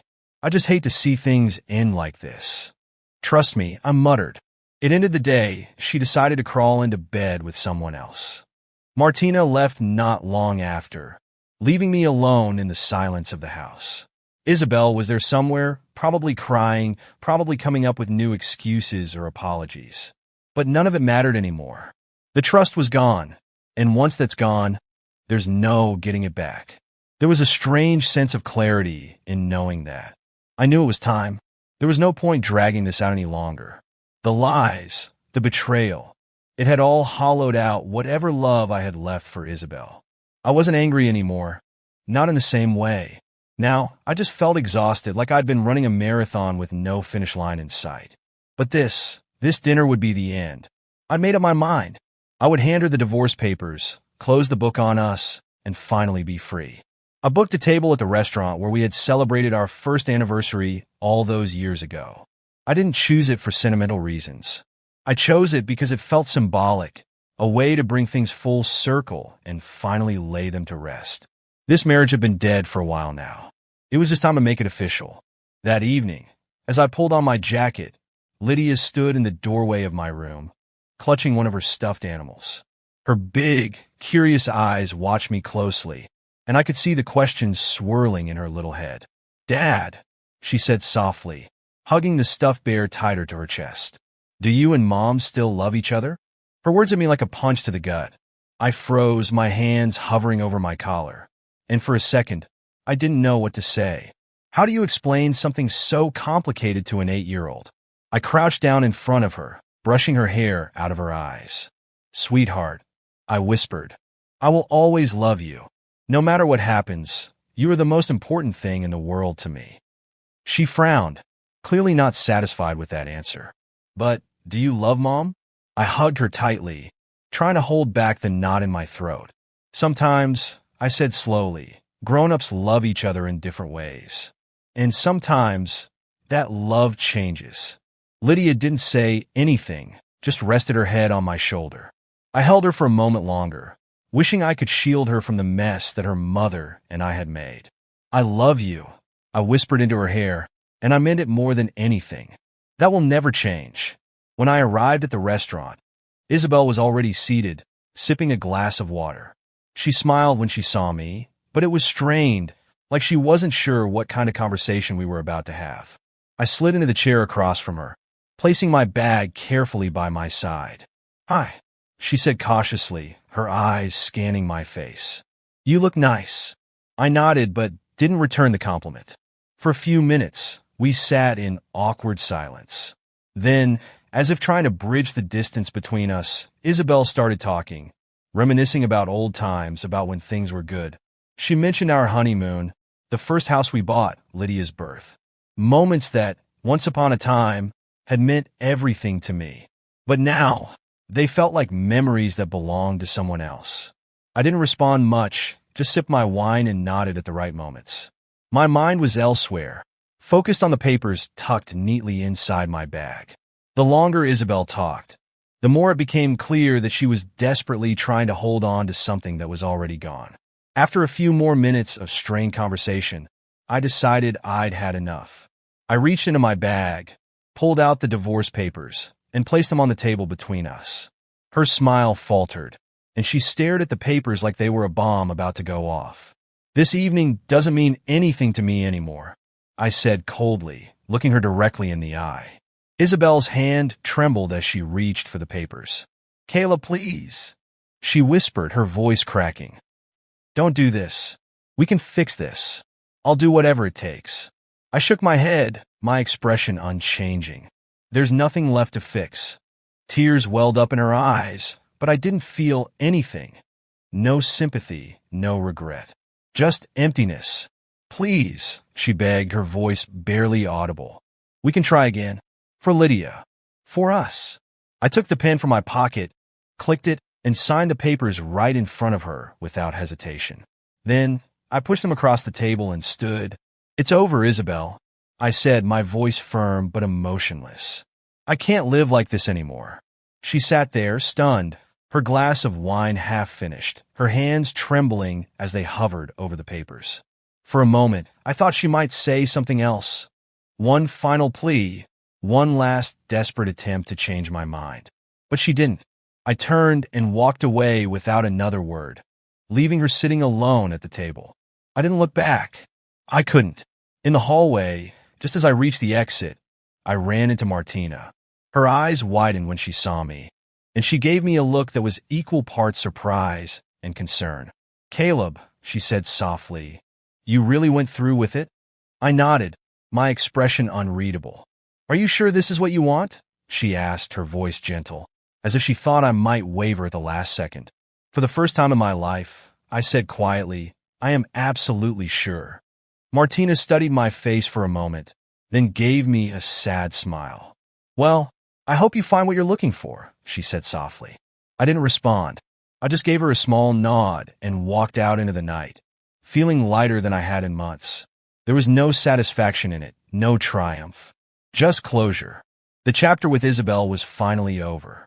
Packing my things wasn't as hard as I thought it would be. I'd imagined it might feel heavy, like I was ripping myself away from the life I'd built. But it didn't. It felt necessary, like shedding old skin. The house was too full of memories I didn't want anymore. Isabel's perfume clinging to the furniture, pictures from happier days scattered throughout the place, reminders of every broken promise. I stuffed clothes into bags, loaded a few boxes into the back of my car, and left without ceremony. I moved into a small apartment in the city center. It wasn't fancy, just a one-bedroom with creaky floors and a view of a laundromat, but it was mine. There was something comforting about starting over with nothing but the essentials. No ghosts lurking in the corners, no memories weighing me down. It felt clean. The hardest part was explaining it to Lydia.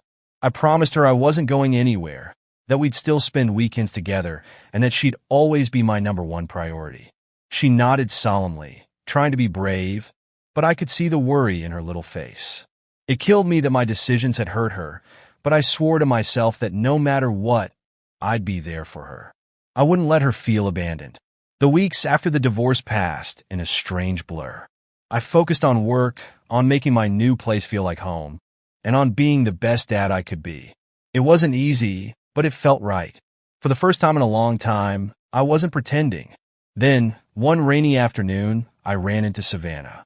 I was heading back to my apartment, groceries in hand, when I saw her across the street, holding an umbrella and wearing that same easy smile. "Caleb," she called out, jogging over to meet me. "I thought that was you." I couldn't help but grin. "Hey, Savannah." We stood there for a moment, awkward but comfortable at the same time, rain tapping lightly against her umbrella. "You look different," she said, tilting her head as she studied me. "Different how?" I asked. She shrugged. "Lighter. Happier, maybe." I laughed, though it still felt strange to hear someone say that. "Divorce will do that to you, I guess." Her eyes softened. "I'm sorry about that." "Don't be," I said, meaning it. It needed to happen. Savannah smiled, and for a moment, we just stood there in the drizzle, neither of us in a rush to leave. "You want to grab a coffee?" she asked, her tone casual but hopeful. "Yeah," I said. "I'd like that." Coffee turned into more coffee, and before I knew it, meeting Savannah became part of my routine again. It wasn't like before, though. This time, there were no games, no hidden motives. We just talked about life, about her van project, about anything and everything. She didn't press for details about Isabel, and I appreciated that. Being with her felt like a breath of fresh air, like I was finally allowed to move on without dragging the past behind me. One weekend, I had Lydia with me, and we ran into Savannah at the park. Lydia was shy at first, hiding behind my leg, but Savannah crouched down, smiling warmly. "Hey, you must be Lydia," she said. "Your dad's told me all about you." Lydia peeked out, curious but still wary. "He has?" "Yup," Savannah said with a wink. "He said you're the best artist around." That was all it took. Lydia's face lit up, and within minutes, the two of them were sitting together on a bench, talking about crayons and drawing contests. Watching them interact, I felt something settle in my chest, a sense of peace I hadn't known I was missing. Maybe this was what moving on looked like, not just for me, but for Lydia too. Of course, Isabel wasn't finished with me. A few weeks later, she called, asking if we could meet. I agreed, more out of curiosity than anything else. We sat across from each other at a cafe. The same tension between us that had defined the last few months of our marriage. She looked tired, like the weight of her mistakes had finally caught up with her. She began, struggling to find the right words. I want to say I'm sorry, Caleb. I know I hurt you, and I hate myself for it. I nodded but said nothing. I was lonely, she continued, her voice breaking. I wasn't thinking straight, but I never stopped loving you. Can we try again? For Lydia's sake? I leaned back in my chair, studying her. Part of me had wondered what this moment would feel like, if I'd feel vindicated or if some small part of me would still want her back. But as I looked at her, I realized I didn't feel any of that. I felt nothing. Thank you for the experience, I said calmly. I became stronger because of it. But you stayed in a place I no longer want to be. Her face crumpled, but I didn't waver. I wasn't trying to hurt her. I was just done. When I got back to my apartment that evening, Savannah was waiting on the balcony, 2 beers in hand. She smiled as I stepped outside, the cool evening breeze brushing against my skin. How'd it go? She asked, handing me a beer. Exactly how it needed to, I said, sitting beside her. We sat there in comfortable silence, watching the lights of the city flicker on one by one. Savannah reached over and laced her fingers through mine, and for the first time in a long time, I felt like I was exactly where I was supposed to be. The past didn't matter anymore. It was behind me, right where it belonged. Just as I was about to take another sip of my beer, my phone buzzed. It was a video call from Lydia. Hey, sweetie. I answered, my voice warm. Dad, guess what? She said.